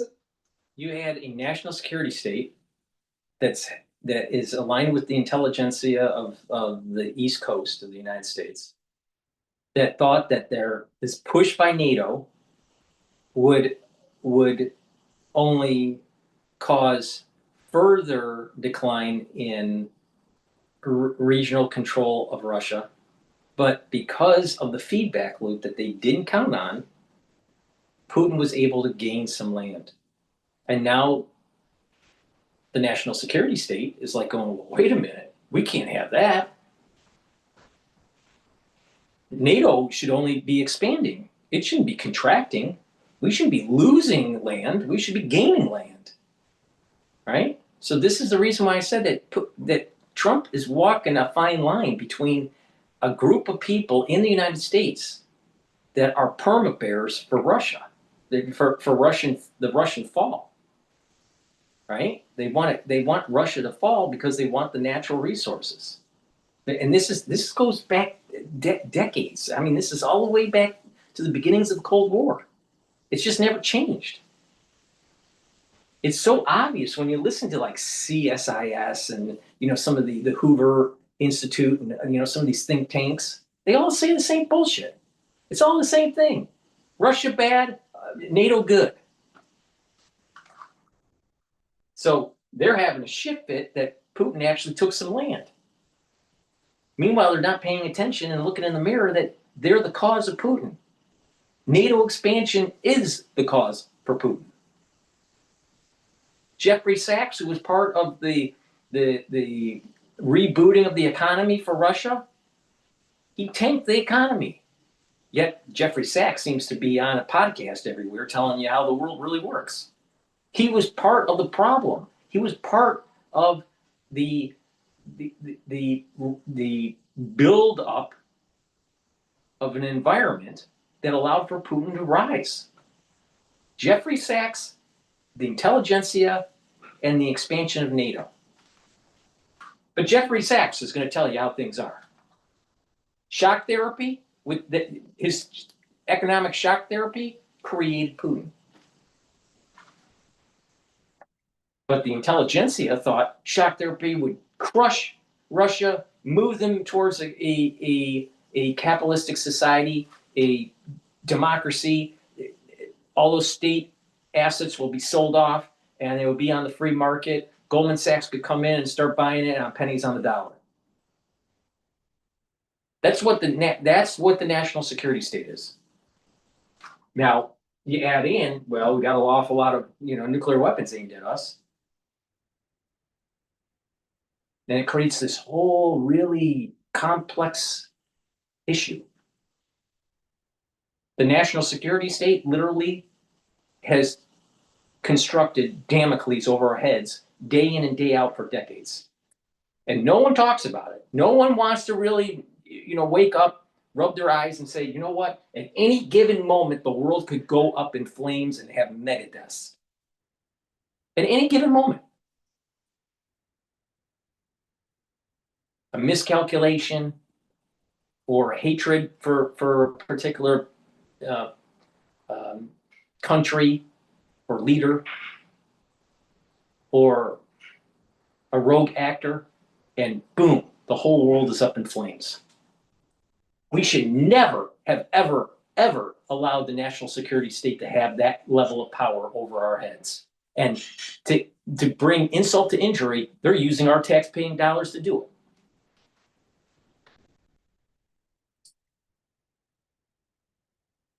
European leaders have rallied in support of Ukraine. That's not unusual. They have rallied behind President Zelensky, saying that the next move has to be sit down with President Putin. However, former Defense Secretary Sir Ben Wallace was on Times Radio Breakfast earlier today, and he was telling Callum McDonald that the UK simply can't contribute troops to any kind of war effort. I've seen the virtualization market is evolving quickly. Increasing costs and lock-in are driving companies to reevaluate virtualization strategy. Kind of war effort. I've seen trailed in the media the last few days, in the British media, that British troops are on standby to go to Ukraine if a deal is done. What troops? With who? We're completely overstretched. We're completely hollowed out. The SDSR, that was a big fanfare a few months ago, came with no extra money at all. No real solid change to the British Armed Forces will happen towards the end of the decade.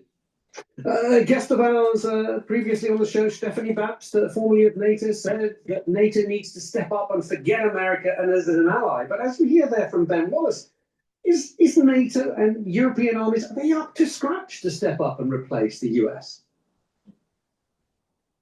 Well, I mean, a lot of points there. If were a deal to be secured, were there a ceasefire in place, it's then important that the two protagonists are then kept apart, and that's usually done by a third force, the United Nations sanctioned capability, and that's where Britain would definitely put its hand up and say we will participate in that. Ben Wallace is right to then turn to the state of our own armed forces at the moment, and I'm afraid the Conservatives are as much to blame as anybody else. We've allowed our defence posture to erode over the last 3 decades, and now we're facing, as I suggested, a very dangerous era of uncertainty. We need to upgrade. But absolutely, there would be a collective effort of which Britain would participate. It's jumping the gun to think that we're going to immediately start tasking troops, boots on the ground. There's an awful lot of work to be done. And as we've just been discussing, I don't think we're going to get anywhere close to that, because I think this is going to fail spectacularly. I could be wrong, but right now, all the signs is that Putin will continue doing what he's doing. He was even firing missiles during the actual Alaska summit, and America, Donald Trump, is going to retreat. Tobias, thank you for your time. Always good to speak. I agree with him. I think Donald Trump failed at the summit, and I'm a supporter of Trump. Please go to my store, the-studio-reykjavik.com. Get the heirloom barley. This helps to detoxify your body, bring down inflammation, and help to soak up free radicals through superoxide dismutase. Super important. By bringing down inflammation, it's helping your immune system, helping with your joints if you have joint pain, and it will help with your vascular system. By bringing down inflammation at the vascular system, you're reducing the chances of plaque buildup. Gladiator barley has all of the benefits of heirloom barley, but you have one additional benefit, and that is when you do resistance training, it's going to help to build muscle. Take Gladiator barley, super important, and by building up muscle, you're reducing that atrophy, and you're helping to control your A1C levels. A lot of people don't realize as your protein consumption goes down, when you lose muscle mass, you start to have problems with being able to control A1C levels. So to kind of reverse this, improve your BMI, lose weight, reduce the adipose tissue, right? And build muscle. Increase your consumption of protein. Super important. Now, Boomer Boost. Boomer Boost has 68 nutrients. It has a very comprehensive profile compound. It's a powder. You mix it with soft foods, filter water, or smoothie, or even with milk. I take it with hummus, but take it every day. And what you're going to notice is that you're going to have a lot of energy. It'll help to rev up your metabolism. You're going to be able to lose weight if you want to lose weight. You're going to have a steady burn of energy. You're going to be able to focus. You're going to have better brain function. Your cardiovascular system will improve. So, and musculature, it'll help with your musculature. Super important to take, all right? Take it every day. Now, for the ones that want to lose weight, the best way to do it is to do some calorie restriction and take this in the morning or during lunchtime in the afternoon, and that's your meal. You mix it with soft foods, and that's your meal for your breakfast or for your lunch, not both.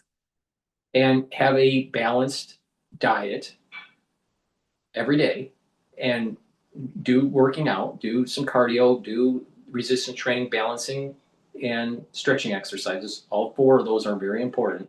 And by doing that, you're going to lose weight safely, and you're going to have a steady burn of energy. So get the Boomer Boost, super important. Stack them together, either the Boomer Boost and the Gladiator barley or the Boomer Boost and the Heirloom barley, and it's going to improve your A1C levels even more. And lastly, get the C60. C60, you can get it in a 2 ounce, a 4 ounce, or an 8 ounce configuration. You can get it in extra virgin olive oil, MCT coconut oil, or avocado oil. C60 is a very potent antioxidant that's going to soak up free radicals, help to boost up the energy levels in your cell and in your tissues. It's going to help with the mitochondrial health. It's going to bring down inflammation at the vascular level. That's going to reduce the chances of building up plaque, bring down the stress in the neurons, help with the health of the mitochondria in the neurons. That's going to help with neurotransmitters, and with neurons that are working properly and that have less stress. Those neurons are going to have better neuroplasticity. The myelin sheaths are going to be more intact. You're going to be able to think clearly. You're going to have better cognition. Your memory will be improved. You're going to get rid of that brain fog. So there's lots of benefits of taking C60. And the key here is to bring down stress in the cell and soak up those free radicals. And by doing that on a regular basis, by taking a teaspoon a day, preferably on an empty stomach, but taking a teaspoon a day every day, you're going to notice that your endocrine system is improving, you're having less stress in your body, your immune system is improving, your brain function's improving, and you're slowing down the aging process. You actually will look younger, and you'll have more energy because your mitochondria is healthier. So go to my store, the-studio-reykjavik.com, and get the C60. So that is my take on the summit. All right. I think it was a failure. Many of the people out there that are commenting, even though that they're anti-Trumpers, are saying the same thing. I think Fox News assessment of Trump's summit with Putin in Alaska, I think Fox News is putting lipstick on a pig. Trump failed, and Putin won with this. Now, I understand that Trump has a lot of different variables that are going on, but this was a failure. It was all show and nothing to show for it. And guess what? It cost the American taxpayers money that we should not have been paying for.